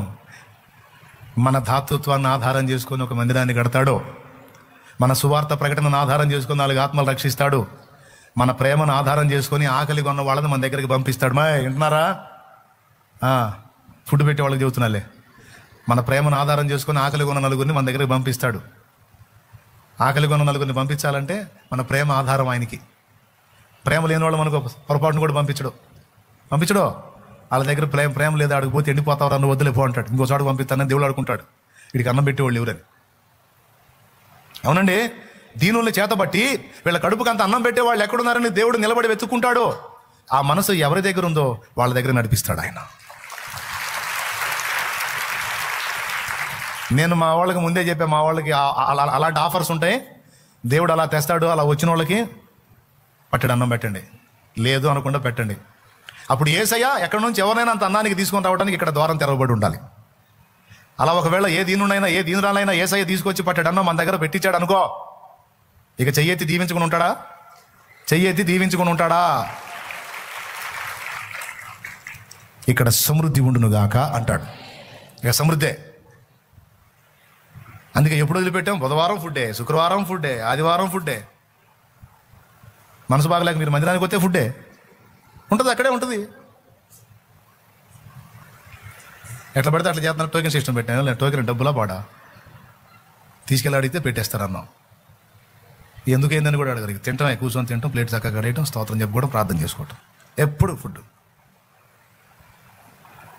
నడుము లేపులు పుట్టట్లేదు మీకు? మన దగ్గర ఆ మమత లేకపోతే మరి దేన్ని ఆధారం చేసుకొని ఒక దీనుని మన దగ్గర తెస్తాడు? అంతమంది ముసలోళ్ళు కూర్చొని తింటున్నారంటే కాస్త కూస్తో ఆ మమత మన దగ్గర చూశాడు కాబట్టి ఆ ముసలి బ్యాచ్ మొత్తం తీసుకొచ్చాడు. తెచ్చాడా? ఆ మమత మన దగ్గర ఉంది కాబట్టి ఆయనే తీసుకొస్తాడు. వాళ్ళని చేర్చుకొని వాళ్ళు మామూలు మంచి ఆర్టిస్టులు, వాళ్ళు కూడా వాళ్ళని చేర్చుకొని పట్టడి అన్నం పెడితే దేవుడు ఏమైనా మనకు అన్యాయం చేస్తాడా? దీనులు వృద్ధులైన వారికి పట్టడి అన్నం పెట్టి నా దీవెన నా తండ్రి నాకెప్పుడు తక్కువ చేయలేదు, చెయ్యడు కూడా. ఆమెన్. అట్లా మన మనస్తత్వాన్ని ఆధారం చేసుకొని కొంతమందిని మన దగ్గరికి పంపుతాడు. ఆ పెట్టే బుద్ధి మన దగ్గర ఉంటేనే చేయగలుగుతాడు ఆ పని, లేకపోతే చేయడు. వరుసగా చెప్పండి, దేన్ని ఆధారం చేసుకుంటాడు? భూమి మీద కార్యాలు చేయడానికి, మనం అడిగినవన్నీ మనకి ఇవ్వడానికి. విశ్వాసం ఉంది మీరు? విశ్వాసం. ఓకే, 2 సమర్పణను ఆధారం చేసుకొని నిన్ను వాడుకుంటాడు. 3, 4వది నీ సమాజంలో వ్యక్తుల్ని కదిలించడానికి, వాళ్ళ సువార్త చెప్పడానికి, దేవుని ప్రేమను పంచడానికి నువ్వే దేవుడికి ఆధారం. నీ మనసులో పుట్టాలి, ఈ బజార్లో నేను తప్ప ఎవరు ఉన్నారు రక్షించబడ్డోళ్ళు? సరే, ఉన్నోళ్ళు చెప్పట్లా, నేనన్నా చెప్పాలి కదా, ఇది నా బాధ్యత కదా. నేనన్నా దేవుని కోసం కదిలితే దేవుడు నన్ను ఆధారం చేసుకొని ఆయన కార్యం ఆయన చేస్తాడని అడుగు ముందుకేయాలి. అర్థమైందా? దేవునికి స్తోత్రం. అలాగే దీనులకు సహాయం చేయడానికి, దేవుని మందిరం ఒక ప్రాంతంలో కట్టబడాలంటే మనకు కలిగి ఉన్న దాన్ని మనం కేటాయించినప్పుడు దాన్ని ఆధారం చేసుకొని మందిరం కడతాడు దేవుడు. నీ దగ్గర ఉండి కూడా నువ్వు దాచిపెట్టుకొని, ప్రభా మా ప్రాంతంలో మందిరం ప్రభా అంటే అటు తిప్పుకుంటాడు ఆ ప్రార్థనకి. ప్రభా మా ప్రాంతంలో తండ్రి సన్నిధి మందిరం ప్రభా, హల్లెలూయా. సర్వభూమి నీదేగా ప్రభా, ఇక్కడ స్థలం కేటాయించు ప్రభా, తీసుకో ప్రభా, నీదేగా ప్రభా. నీ భూమి కూడా నాదేగా, నా భూమి వద్దులే ప్రభా, పిల్లలు కలదాని ప్రభా. నేను ఎవరికి అన్యాయం చేయనుగా, కొంత నీకు కేటాయిస్తే దానికి రెట్టింపుగా నీకు ఇస్తాగా. ఆ నమ్మకాలు మాకు లేవు ప్రభా. అయినా నీకు విస్తారంగా ఇచ్చాక కొంత కేటాయించలేవా? నేను ప్రార్థన చేస్తుంటే నాకెలా చూస్తావు ఏంది ప్రభు నువ్వు అసలు? ఏం చెబుతావు సమాధానం? అయిపోయింది. అన్ని విషయములలో దేవుడు మనకి ఎలాగ ఆధారమో, దేవుని కార్యములు భూమి మీద జరగటానికి మనము దేవునికి ఆధారం. 4 క్యాలెండర్లు తీసుకో, 4 అంగిలికి పంచు, బాగుంటాయి తీసుకోండి అని, దేవుని వాక్యాలు ఉంటాయి తీసుకోండి అని. మాకు వద్దంటే ఇంకొక 4 ఇళ్ళకి ఇవ్వు. తీసుకోరా, క్యాలెండర్ తీసుకోరా, డేట్ల కోసమే తీసుకుంటా. దేవునికి స్తోత్రం. 4 సత్యదర్శన పుస్తకాలు తీసుకో, బస్సులో వస్తా పోతా ఉంటావు, మర్చిపో ఆడబెట్టి. బస్ స్టాండ్లో కాసేపు కూర్చో, 2 పుస్తకాలు మర్చిపో, ఆడో చోట. బస్సులో కూర్చొని 2 మర్చిపో, రైల్వే స్టేషన్లో 2 మర్చిపో, ఆటో ఎక్కేవనుకో ఆటోలో 1 మర్చిపో అంటే ఏంది? ఆడబెట్టమని. ఎవడికన్నా నిత్య తిడతాడేమని భయంగా నీకు? ధైర్యం ఉంటే పంచు, లేకపోతే ఆడబెట్టు. రోజు చేయొచ్చు, రోజు 4 పుస్తకాలు తీసుకొని, డబ్బులుంటే.